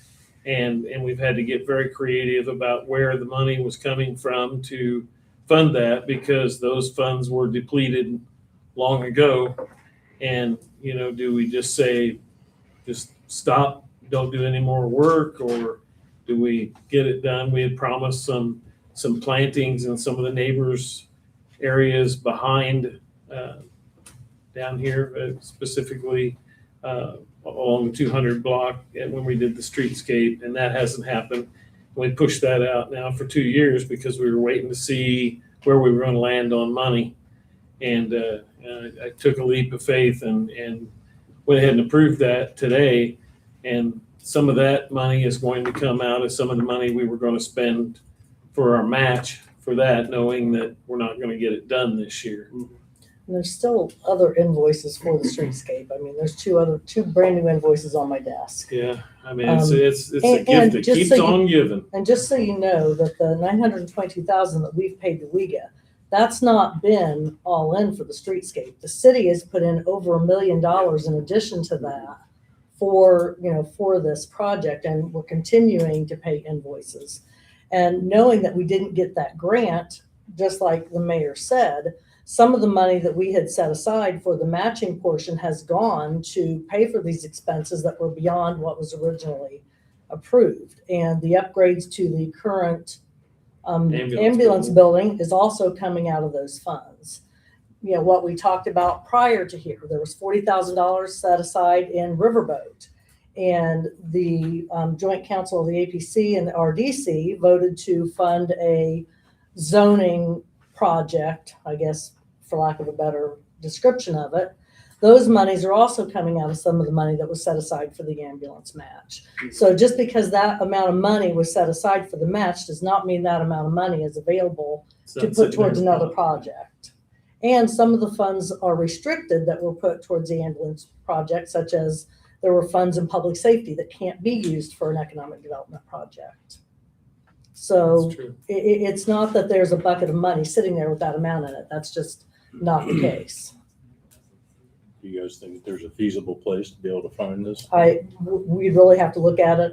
There were at least 6 or 7 different funds that those ambulance building matches were coming out of, because there was no one place where there was enough of a fund balance, because a lot of the cash reserves are spent down in the streetscape project. Well, if we work it backwards, though, there's 400,000, right? So you have 400,000, you take the subset out that's for public safety, whatever that number is. Now you're down to what, 250 X whatever, and then whatever's been committed to these other things, then that should still leave Right. A balance. There's going to be something there. Yeah. I don't know what that something is, but So I'm still not clear on the contract. Okay, so do we? Can I say one more thing? Yeah. Okay. What's probably more important here to us than an exact number is a relationship and a contract with the city to do the economic development work of the city. Okay, now moving forward, when we've shown some more progress and we things have actually been accomplished, then we can look at this and maybe grow this. But right now, I think the key thing is we would like to continue the relationship, keep the contract there. I think the dollar number for this year isn't that as important to us. We could talk about that. I mean, we're not expecting an answer tonight. We came early because this is happening June Probably not 30th. early enough. I don't- Not early This enough. is my opinion. I don't know what number that we can do, but I fully support WEGA, especially with the group that you guys have. I think that you guys have shown so much for us and done so much for us, even in the short time that you've had to revamp, I guess I would say, and maybe, gather back together. It really is in a good direction right now. We don't have all of our problems solved. These things are not easy, but it really is. We've got a fantastic board. Yeah. Well, and I think you being from Attica, maybe with Sharon, but Aaron, I know you don't live in Attica. I appreciate you being here. Jason, sorry. Sorry. I appreciate, yeah. How about Mr. Fruits? I'm sorry. I appreciate you, fighting for Attica. Because I feel like for so long, maybe we haven't had that. And so I really appreciate you doing that. Same for you, Kim. You don't live here, but you're fighting for us in all the different ways. And so I really appreciate that. So I am absolutely in support of you. I don't know how we can do the funds, but I'm just saying would be my I think vote we're on willing that. to have a conversation on Ryan that. hit the nail on the head. It's about the It's relationship. about the relationship. Absolutely, yeah. Understand. We want to be Attica's economic development. Mhm. It's the relationship, it's the contract. The numbers we can talk about. Down the Especially road, with our we're probably base asking being for more. down the road. I mean, WEGA is going to be based in downtown Attica. Right. The building is done, the county's paid, Mhm. the relationship is the most important thing moving forward. And we want to be as transparent, and we don't need to talk about all that, but I think we should get together sometime soon to chat, answer all the questions you have, and yeah, see whatever we need. We appreciate you guys' time. Kaylee, I agree with you completely. Perfectly stated. Thank you, I appreciate that. I think they're, Thank you, guys. Thank Thank you. thank you guys for coming. Good conversation. Yep. Okay, next on the agenda, I have the park board. I don't know whether there's anybody here to speak for the park board or not tonight. Don't see Mr. Matter. No. So we'll go ahead and skip that. Baker Tilly Finance Report. You're up. All right. Let's see, I'll just stand up here, I think. Do you all have one of these? I just want to make sure. Yeah. Do you have one? Do you all have one? Here, there's an extra one. So you can. So we talked about a lot of things tonight, and now we're going to talk about TIF. So my name's Kyle Carlson with Baker Tilly. I work alongside Heidi Amsbaugh, and we serve as municipal advisor to the city and the Redevelopment Commission. I was actually just here for the Redevelopment Commission meeting before this, and I'm going to go through this presentation. So this is it's a presentation that is required to be submitted into Gateway Online, also provided to the mayor, and then also presented to the council and provided to the council. So that's what we're doing here. If you look on slide 2, and also don't hesitate to stop me if you have questions as we go through this, but if you look on slide 2, these are the TIF reporting requirements for the RDC, and where the red writing is, this report is due April 15th, and Joanne is going to be submitting it tomorrow on Gateway. There's also some other reporting requirements on here that we can touch on if we need to, but I will say that I will be back for a summer RDC meeting to go through the TIF annual report, and that'll be a future-looking report and looking at TIF projections moving forward and maybe what some of the capacities of the TIF dollars are. This is really just a historical look at 2025 revenues and expenditures, kind of like a report that Joanne probably has given on other funds. So if we move to slide 3, I did want to explain TIF just a little bit before we go through the revenues and expenditures. So if you look here on the graph, the gray box or the basis value, Attica has one TIF area. It was created in 2017. At that time, that assessed value was kind of locked and continued to be passed through the overlapping units. But any increases in assessed value from real growth or maybe property tax abatements rolling off and things like that, that assessed value would be captured by the RDC and would generate TIF dollars. That base assessed value that was set in 2017, it does get adjusted annually in the August timeframe in what we call a process called base TIF neutralization.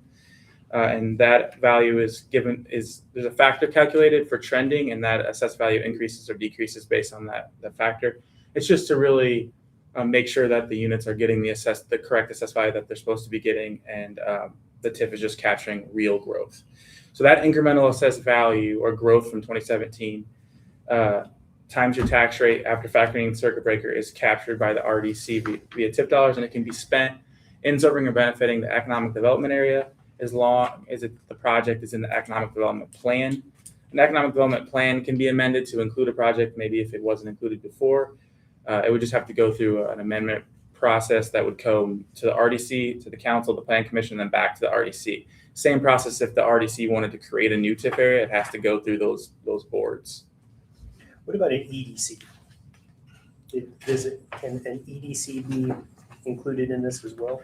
So I think an EDC is more set up for bond issuance as a kind of a sideboard. So they wouldn't have a say in the creation of a TIF, but if there was going to be like a TIF bond or incentive, then they may come in.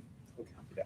For example, the EDC was involved with Shepherd's Landing bond issuance as well as the fire station bond issuance, but it's a completely different entity than the redevelopment commission. Okay. Yeah, just a board to set up to be able to go, file statute to be able to issue bonds.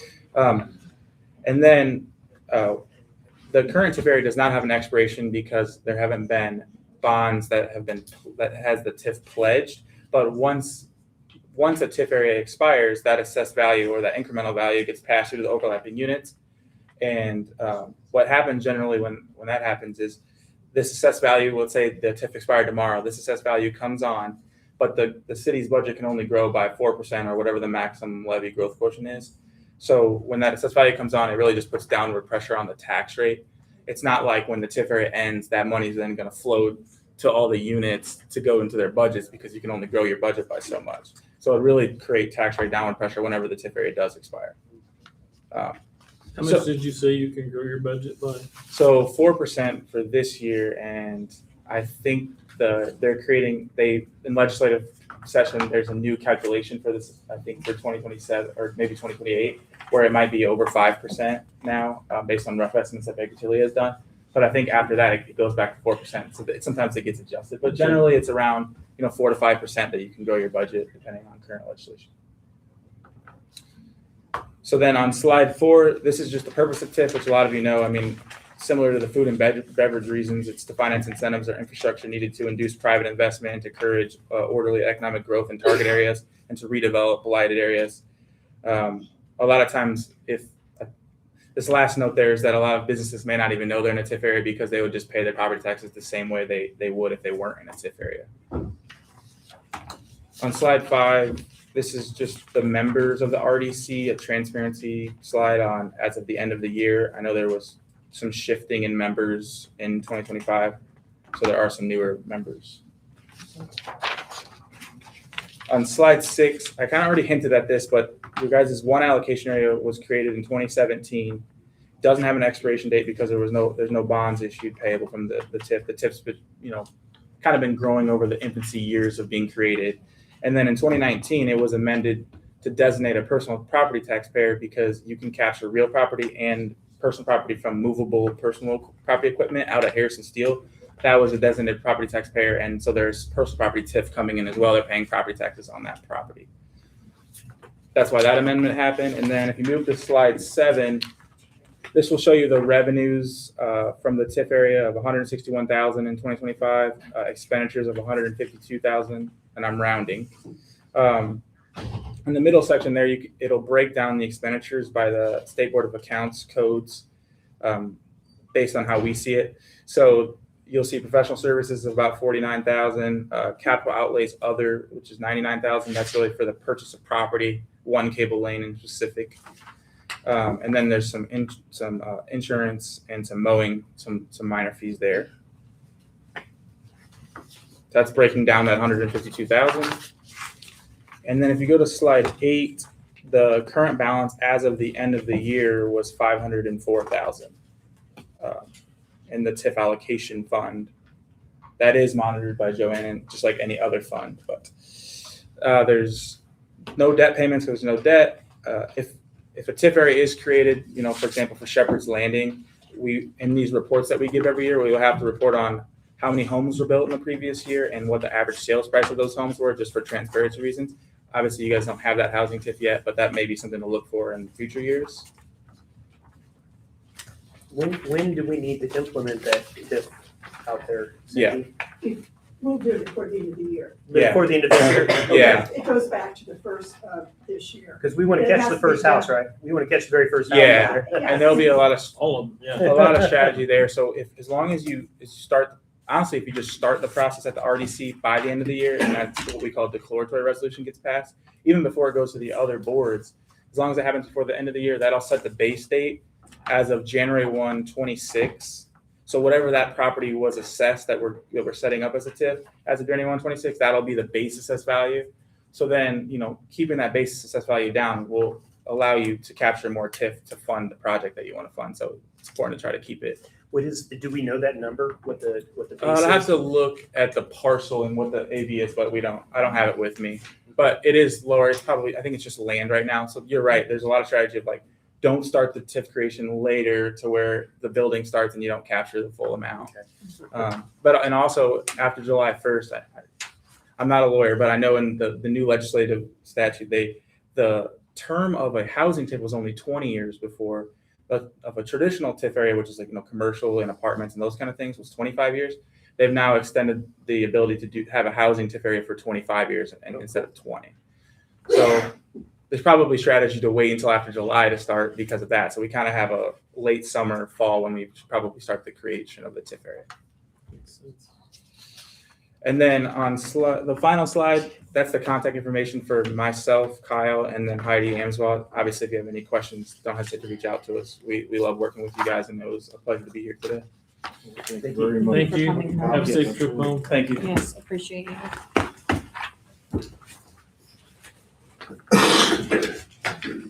Cindy Mason, Main Street. I'm tired.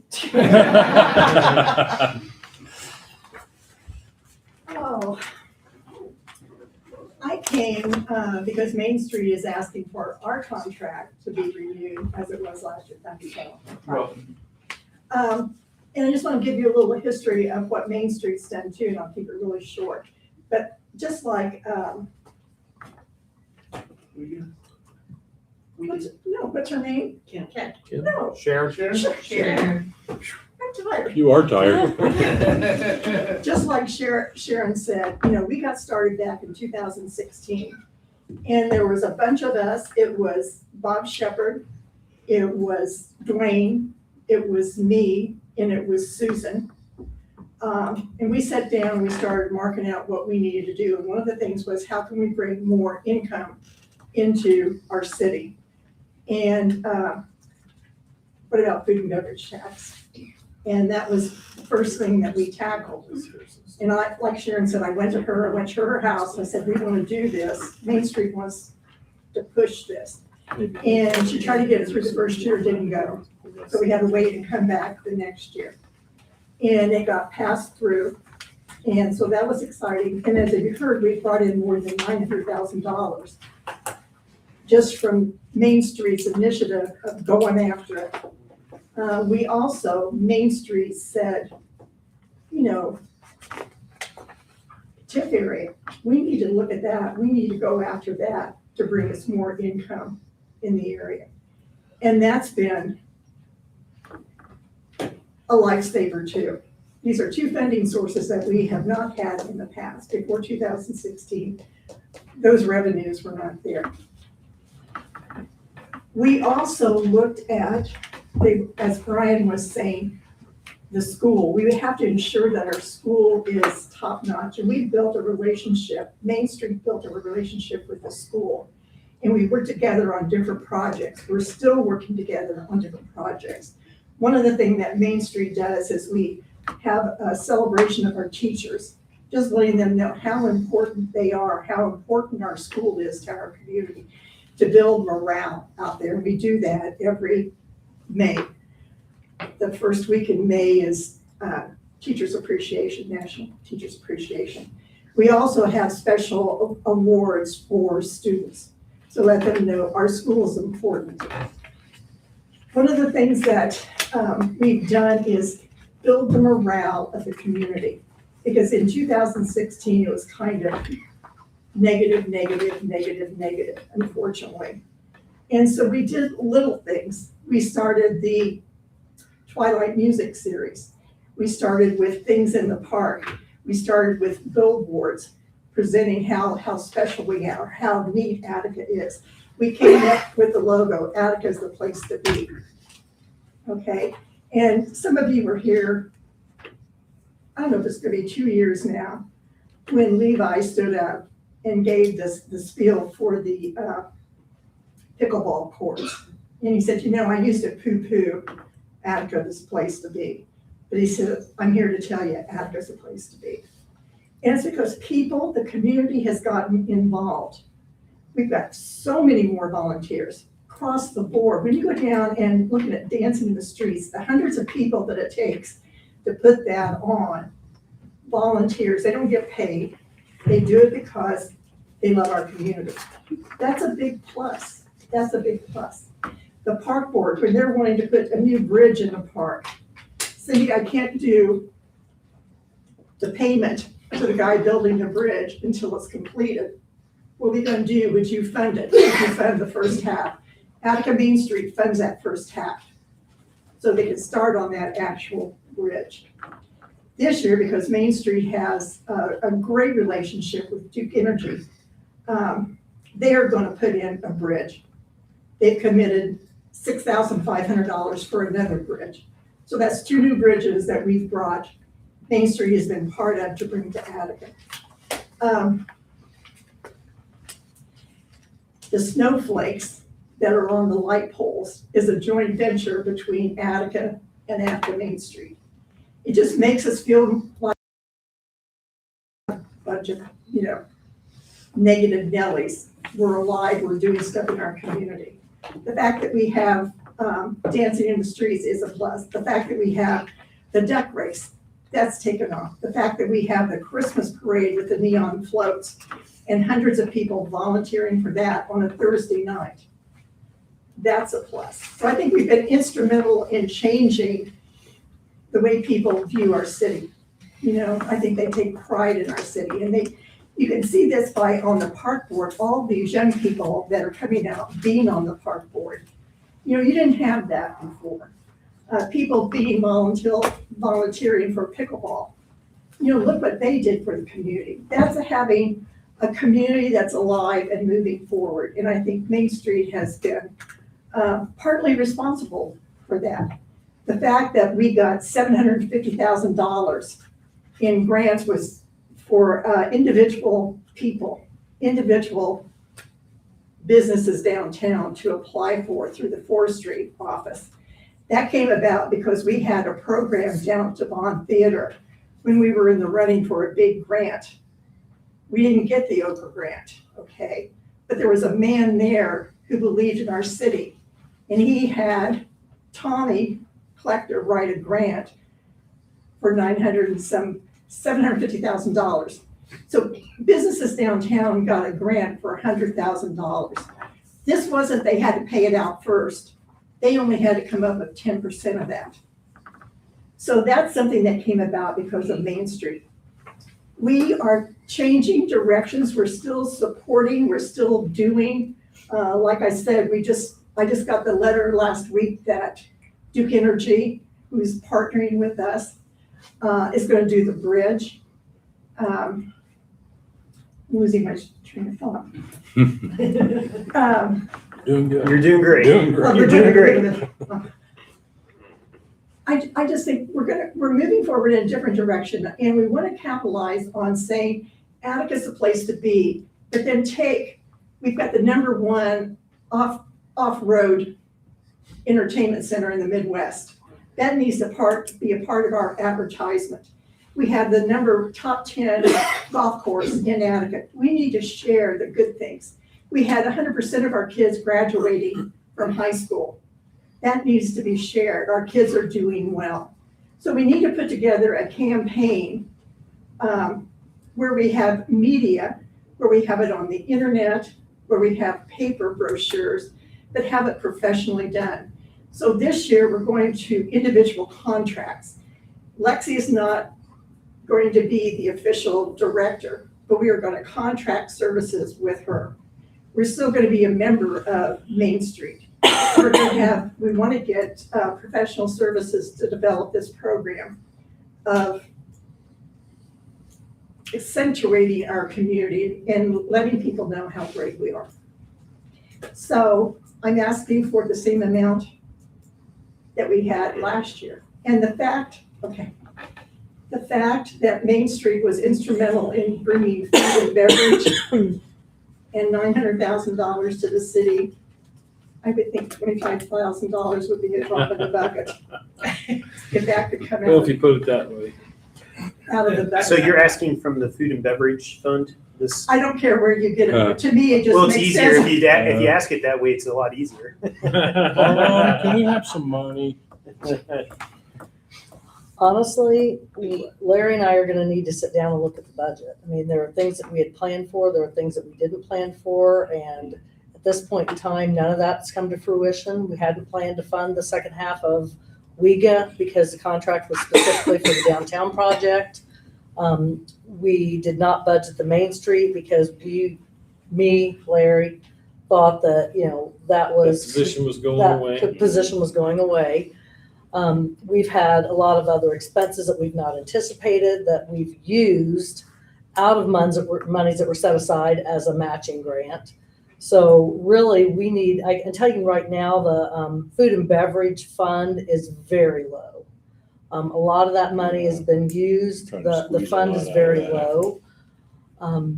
Of course, we have revenues coming in, but the fund is very low, even with the anticipated revenues. So Larry and I really need to sit down and look at There's a lot of appropriations. where we're at. I mean, if there is definitely an interest in it, then, we need to, just like we come up with the additional $5,000 for Pause and Cause. We need So, to cut the budget, but we need to come up with more money at the Right. same time. yeah, I mean, that's what I'm hearing, everything on Facebook is, well, we need to spend less money, yet, Right. we're constantly being saying, well, can we find the money to pay for this? So, and I 100% support Main Street. Absolutely. It's gonna be a lot I think easier to we come all with do. that than, some of the other amounts, That's but. an easy I sell. like the fact that we brought in, we're bringing in close to it's $11,000 from Duke Energy that the city didn't have before. Mhm. And part of that's going to that bridge that you didn't have before, you don't have to worry about. The park board doesn't have to worry about it. Could we figure out how to get money to the Yeah. park Can we board? get back to And you? then you have 15,000? Is that, could it be The done that park way? board, That's the not how it park works. board cannot draw money down until there's an expenditure made. And that's why they need us. So That's you're why we- you're floating them basically. Exactly, Okay. Yeah. exactly. I'm the pass-through. I assume you don't need an answer exactly tonight. TikTok. Get impatient. What is your No. first expense that you anticipate? Could we one-off one to get you going? I am really down because I paid out $3,500 for that bridge. And I don't think they've started working on it yet to the contractor. I did that. We're gonna have insurance come and due. I mean, we probably have $1,000 in our checking account. So the sooner the better. But Well, just and to, that's, just to, Cindy, right there is why we can't pay for things up front. I know. I mean, we just can't do that. I know. Because- I understand that. I know, I And I'm was okay saying with it more for everybody else's Yeah. understanding. I mean, if you could, correct me if I'm wrong, but if we got an invoice for professional services from Main Street, now we've got an invoice and the services have been rendered. So technically, we could Are pay you talking that about for the invoice. bridge? No, I'm talking Oh. about professional services for administrative costs and things for Main Street, like Cindy's talking about. If they sent us an invoice for those, could we pay that invoice? Because those Say from services have been January rendered. until now. Yeah, those services have been rendered. It's not like you're paying ahead, you're paying for No, services that we have were already been talking rendered. about two totally different. I know, things. but I'm Okay. trying to figure out how we can, Well, we gotta find the money because it wasn't budgeted. Right. Cindy, would $5 So- grand just get you down the road a little bit and we can revisit this? Well, yeah, I mean, I can't be, Because I'll make a motion right now to fund $5 grand, for you to help you out right now. But Johnny, you We're don't still know where the trying to money's find coming $5 from. grand. That's Pause and okay. pause. Yeah, right, yeah. assuming we can get the money, Yeah. find the money, yes. so if everybody just chips in 1,000. Hey, You get out your billfold, everybody. Yeah. Everybody in here throw 1,000. You gotta level it up. Yeah. Put it on Johnny's card. Hey, promotions fund. It's shot. It's shot. It sounds like we're Anyway, gonna I'm get back just with you. requesting, I understand what, position you're in, but if you can find something for us. I Why would don't you greatly- let Joanne and I Absolutely. sit There's down some way and we can help. Yeah. Is- let's- is- let's go Okay. where we're Do at. Is we need to everybody make a o- motion to say That's that what I we're was okay gonna with say, it? is it okay, can we get a motion? Yeah. So we don't have to wait till the next meeting Exactly. to do that, if we can find the money.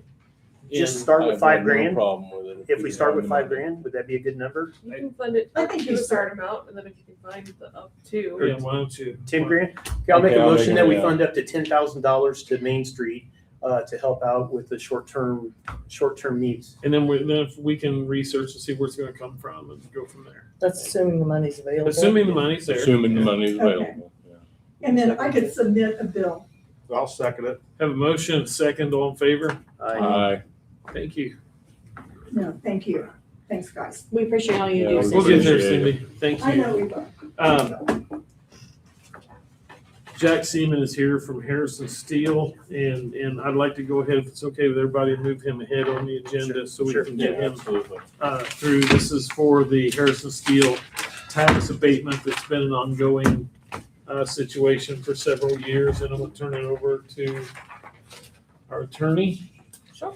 Okay, so what we're looking at in this packet here is generally, we don't really look at their personal property tax returns. We're looking at their CF1, which we need to be voted on by the end of the year. That's the very last piece of paper in this packet. And it says CF1 personal property up in the, are we all there? Okay.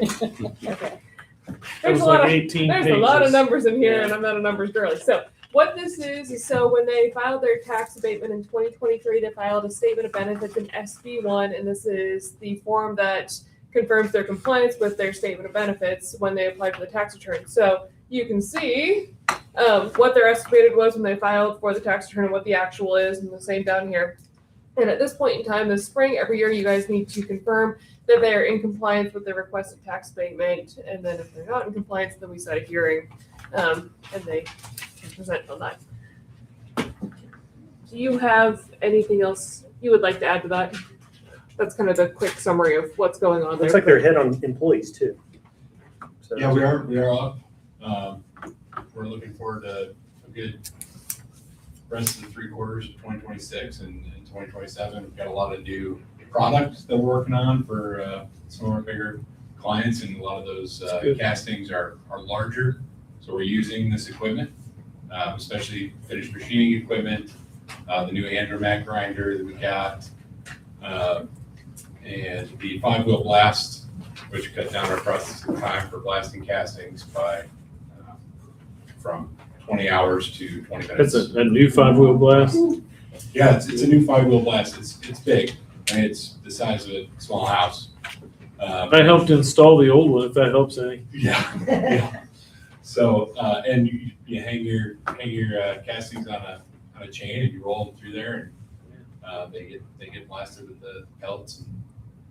So I think our abatement was for 10.3, and we came in below that, so that's always good. We put a decent sized cushion in there because it was a pretty complicated job, but and yeah, that's where we're at. Do we need a motion on this? Yes, so you would motion to approve the Harrison Steel CF1 for 2026. Okay, I'll make a motion to approve Harrison Steel's CF1 for 2026. I'll second it. Have a motion and a second. All in favor? Aye. It's unanimous. Thank you. Thank you. Jack. Sorry you had to wait so long, Jack. Oh, I know it was thank a you. long meeting. I appreciate Not a it. problem. So it's not right. Good call. You know, we could probably not have gotten. No, it's much too late for that. Too late. Too late. You'll sign right there. Okay. Got him out of here. Main Street, and we set up to 10K, right? Yeah. The dedication. Okay, I'm not We there got yet. let me finish. I don't have anything further right now on the annexation. We've already talked about the ambulance. Go ahead and move forward. Park dedication down to Riverfront. I've been working with Kelly Wigley. That was her family down there, and we have that set for 5/17. That's the Sunday after Mother's Day at 2 p.m. So I hope everybody can make that in date. And Nate, you're kind of hinging on that dedication, so Yeah. no pressure, buddy. No pressure. I'd say that place is busy all the time. Yeah, I did find out that they broke a piece of equipment down there the other day. I think there was some bigger kids down there that probably shouldn't have been on some of the little kid stuff, and it's disappointing, but it may be under warranty. I haven't got a hold of the company yet, but they did break a piece of equipment down there, so. But yeah, every time I go down by there, there's people there, and that's what we that's want. what I've That's seen that's every what it's time. for. That's good. Anything else? Everybody's invited to that too, by the way. And the more the merrier. I intentionally waited till next month to do it, or after next month, I guess. After the election, I'll just say that. Warmer weather. Warmer weather. Anything else? We're council roundtable. Let's go ahead and move through. Mr. Roderick's not here. Mr. Smith. I don't have anything. Mr. Pointer? I'm great today. I'm good, sir. Mr. Moss? Yeah, I just want to thank all the departments for everything they do. Mrs. Carnahan? As we were talking with Liga about, all their stuff that they're doing, I know you and I have talked about it. I know I've asked about it. I would really, I'm going to keep bugging you now. I would really, really, really love to see the 200 block be put up for sale. I know that they cannot do anything with it. I don't want to be behind. I feel like You're we're talking about our portion of the. our 200 portion of the block. 200 block. Yes, our portion, Yes. not theirs. That's not what I'm saying. I don't want to be behind on it. And I'm scared that we're going to end up, oh, it'll be fine. We'll get it next month. Well, then we forget. And then we'll forget and we'll forget. And then it'll be, oh, shoot. Yeah. I want to get it out there, especially with the momentum that's happening. I feel like we need to put it on the market, get it out there. I'm open to that, and I've had some discussions like with Brian Kraft, who's a realtor, and we want to make very sure that any offer is contingent upon what's going to happen there. I mean, we don't want somebody to buy it and put house trailers there. Or Could the city council approve it if it goes up for sale? Yeah. Okay. Yeah, and I think that's what we need. We need somebody to come with an offer and a proposal. Here's what we'd like to do. And I think as we put it up for sale, we also need to give some direction on what we're thinking as a city.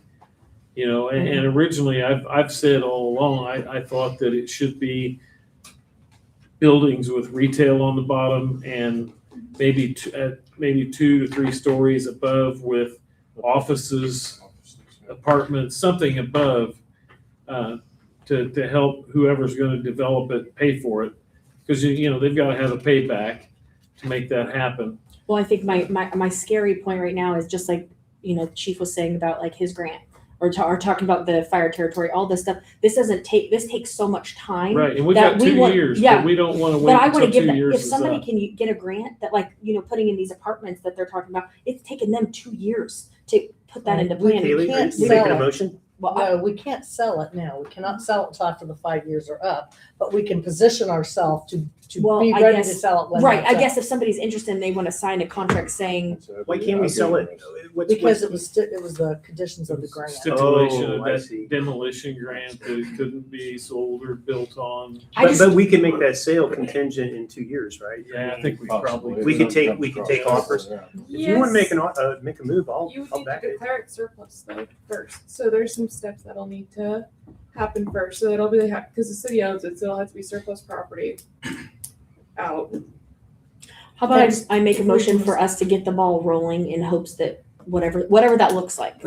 I don't know. I think so. I honestly think it might be something similar to what what the RDC's doing with One Cable Lane. I mean, unless you're looking at just selling it outright without doing any Could of we that transfer it to RDC?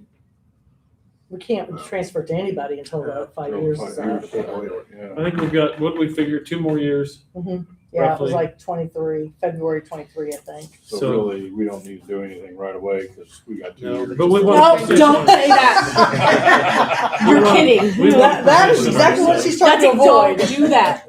I So don't want to what's be your behind. motion? What's your motion? I would like to, I might make a motion to get the ball rolling and somehow put it out on developers' radar. This property will be available in 2 years. Show us what you want to do. Yeah. Okay, Sounds I'll good to second me. that motion. Yeah. I'll second that Can you motion. say that again? Get the ball rolling. But I don't, but also, Motion and a second. All in favor? Aye. I'm happy to help in any way to get that ball rolling. I don't know what I can do, but whatever I I can think you're do. doing it. Yeah, I think we did it. And I don't I don't want to keep us here all night, but we touched on this a little earlier tonight, but along those same lines, along that same vein, I want the council to understand full transparency here with the well situation. Have I talked, is everybody up to speed on where we're at, and what I'm thinking on that? I don't know anything about it. Okay.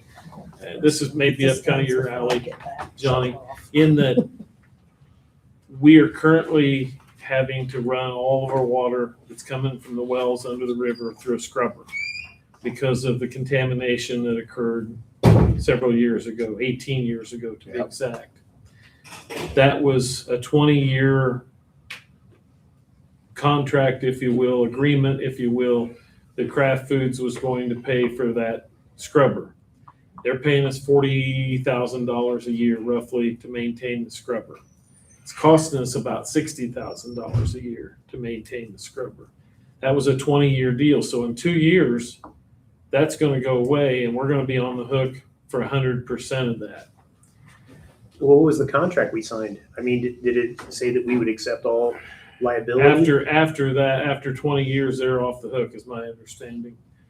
But here's the thing, and I got to thinking, it's costing us a significant amount of money to pump that water from down here up into that new holding tank and into the reservoir, or into the tower.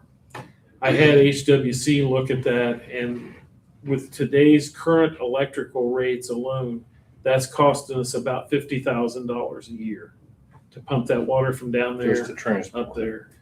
So we would and save, we're already losing 20,000. we're already losing, and when that 40,000 goes away, we're going to be on the hook for about $110,000 a year.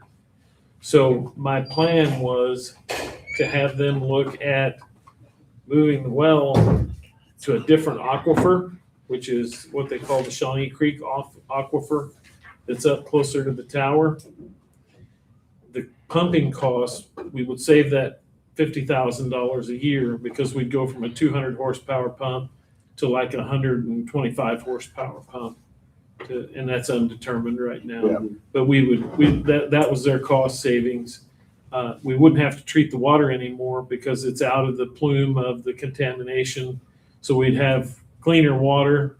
To me, it's a win-win to at least look at moving that up there. We've got 2 years to make that happen before the contract goes away with Kraft Foods. But I want everybody to understand where I'm at, where I'm coming from on that. Do we have space up there? There is, and that was kind of something that HWC had to look at. We have to control 100-foot area around the well. So it may mean that we have to get an easement from you guys, Cindy, into that wooded area along Table Lane. In order to have 100-foot radius around the well. I've got to come up with probably $10,000 for a test well to be drilled up there so we can see how much water, see the quality of the water, see what the ground is. What are they speculating on depth? What'd they tell us, Andy? 85 feet? Yeah, I think it was 85 feet. He talked to us at the Port Works meeting Who the other was that? night. Eric Smith from HWC talked to us about it, and they've kind of been looking for it. Did you have anything to add? So real quick, so Eric presented this to us, and one of my first questions was that, you know, the water's, Attica's always known for really good water down there because it's encased in limestone, and lime's a natural purifier. What kind of threw the monkey wrench was the RMC plume. And so anyway, Eric encouraged us to reach out to EPA. So I did make a call. EPA is going to bring this up at the Board of Works, and talked to a lady out of Chicago from the EPA. And I said, hey, you know, we're just trying to figure all this out. We're possibly thinking about moving the water up because the plume. I said, we have no idea, like, how long is this RMC thing going to go on? So is this a 50-year thing? Is this a 100-year thing? And to be honest with you, I wasn't expecting an answer. She kind of shocked me. She said, our models for sites like this, our models are predicting we'll have drinkable water by 2035. I was like shocked, and I thought, wow, you know, that's pretty good news, because I'm thinking 50, 100 years, you know. And so anyway, she said, where are you guys planning on putting those wells? And I said, well, I think they want to move them up to the up near the water tower because you know, of the cost of pumping using the pumps, electricity, the cost there. And I said also, you know, just a lot of things involved with that. And she goes, well, you know, we have to be involved with that. And I said, well, what do you mean? And she goes, what we have found out is many cities that are in this situation that they'll do the same thing. They'll say, well, you know, the plume's over here, we're going to move it to this side of the town. And she goes, what happens is, this has happened multiple times, and she kind of led to this and kind of led me down this path. she said, what we've been finding out is like these pumps are like straws, siphons. So you're sucking the groundwater. So naturally, all the rainwater in the groundwater gravitates towards the river, okay? So anyway, she says, once you put those pumps in there, it's like a straw. And she goes, even though that might be a quarter mile away, it could suck that contaminant right to your new wells. And she goes, it's not always common, but it happens more than you think. And she goes, we really, we'd have to look at this before this because, and she goes, another thing is we know as part of this remediation, we dug up all this soil, we did several things. She goes, but one thing that we did is we know from where that plume is, how it's moving down towards the river. And we put these filter strips in, and if you put pumps up on the hill, you can divert that around those strips because you're kind of sucking it up to the east, to the east side, and it could bypass it and work against the cleanup process. So she I says, could kind of see that if we were out on a prairie someplace where we had flat ground. well, she said, But when you just suck out of this thing, there's a lot of tributaries that lead in, I and get that. you don't realize you could be pulling as far as a half mile away. Really good point. Because you don't Really know. And she goes, it happens. And she goes, I I'm not get saying it always happens. She goes, but multiple cities have done that exact thing. I could see that And happening. she in said some that they've cases. basically spent all this money and they're in the same boat, if not worse. But they're gonna do it. And I said, well, we still have to use a stripper plant. She goes, there's a chance that you might not, or you'll have to use a fraction of it once we get, if 2035 happens. She goes, these are models and we use them all the time and they're somewhat accurate. She did say though, there's no guarantees until we get to 2035 test, but she goes, everything we're seeing that we think that we'll have. That's a lot of money between Tap now water and within the range of 2035, acceptability to drink. And So- yeah, I mean, that's a lot of money between now and 20.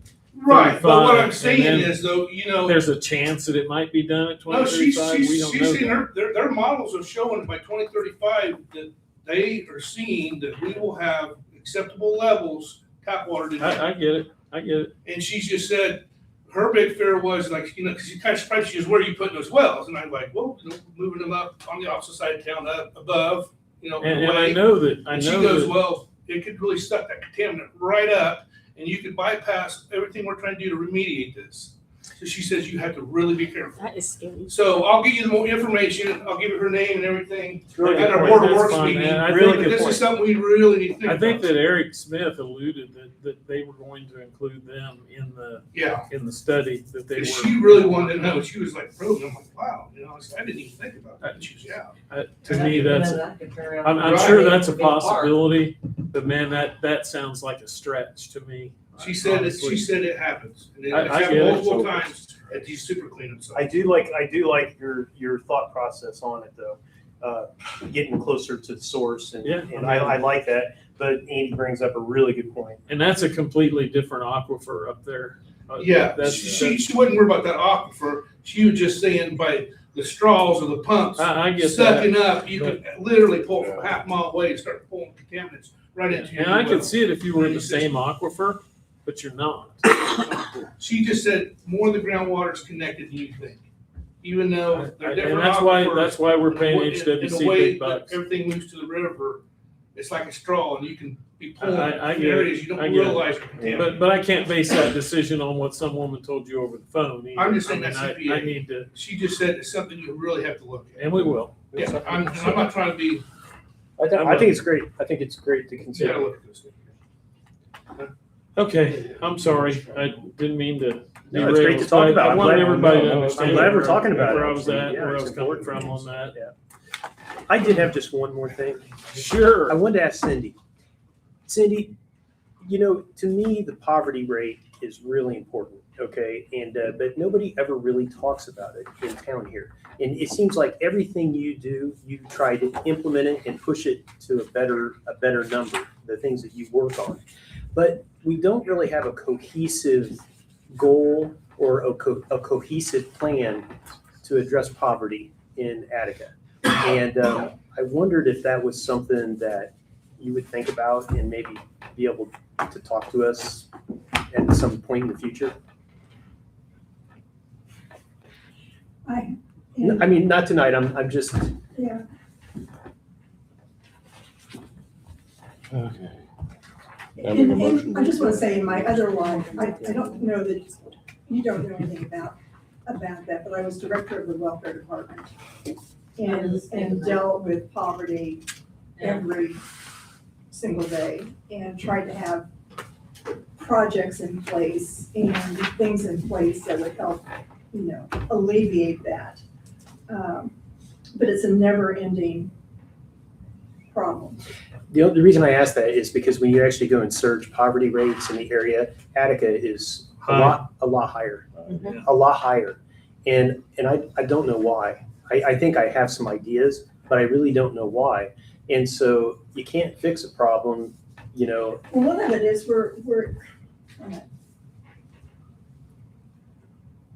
I mean, you don't have to answer it tonight. I just wanted to. Something to think about. Something to think about. And I'd like to try to really put some pressure on this topic.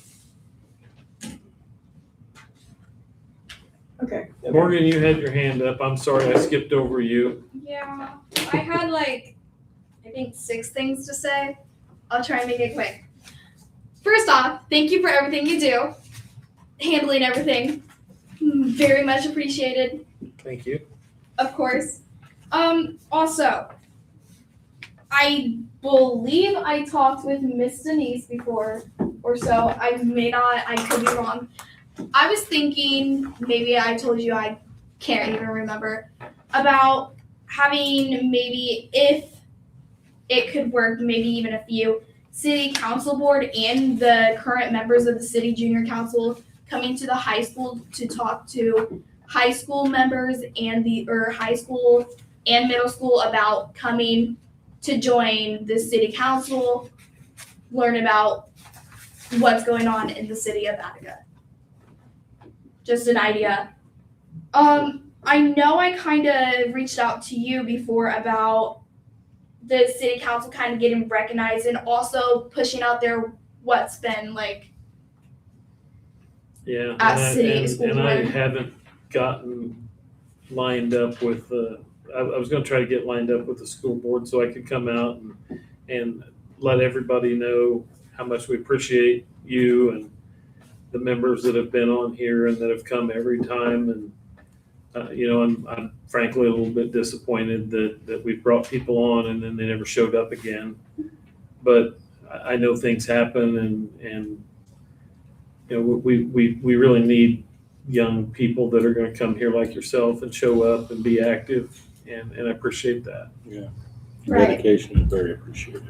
And then after you said there's so much good stuff going on, I literally remembered the other day in class, I learned the founder of the Grand Ole Opry was actually born here in Attica. Yeah. So that would be cool if we did a mural or some way to did you know this? There used to be a sign as you come into Attica here on the south side and it disappeared. I'm not quite sure where it ended up, but I think the property owner at the time took it down and maybe never to be seen again. But we did have, do you have any input on that? We have it. Do you have it? Yeah.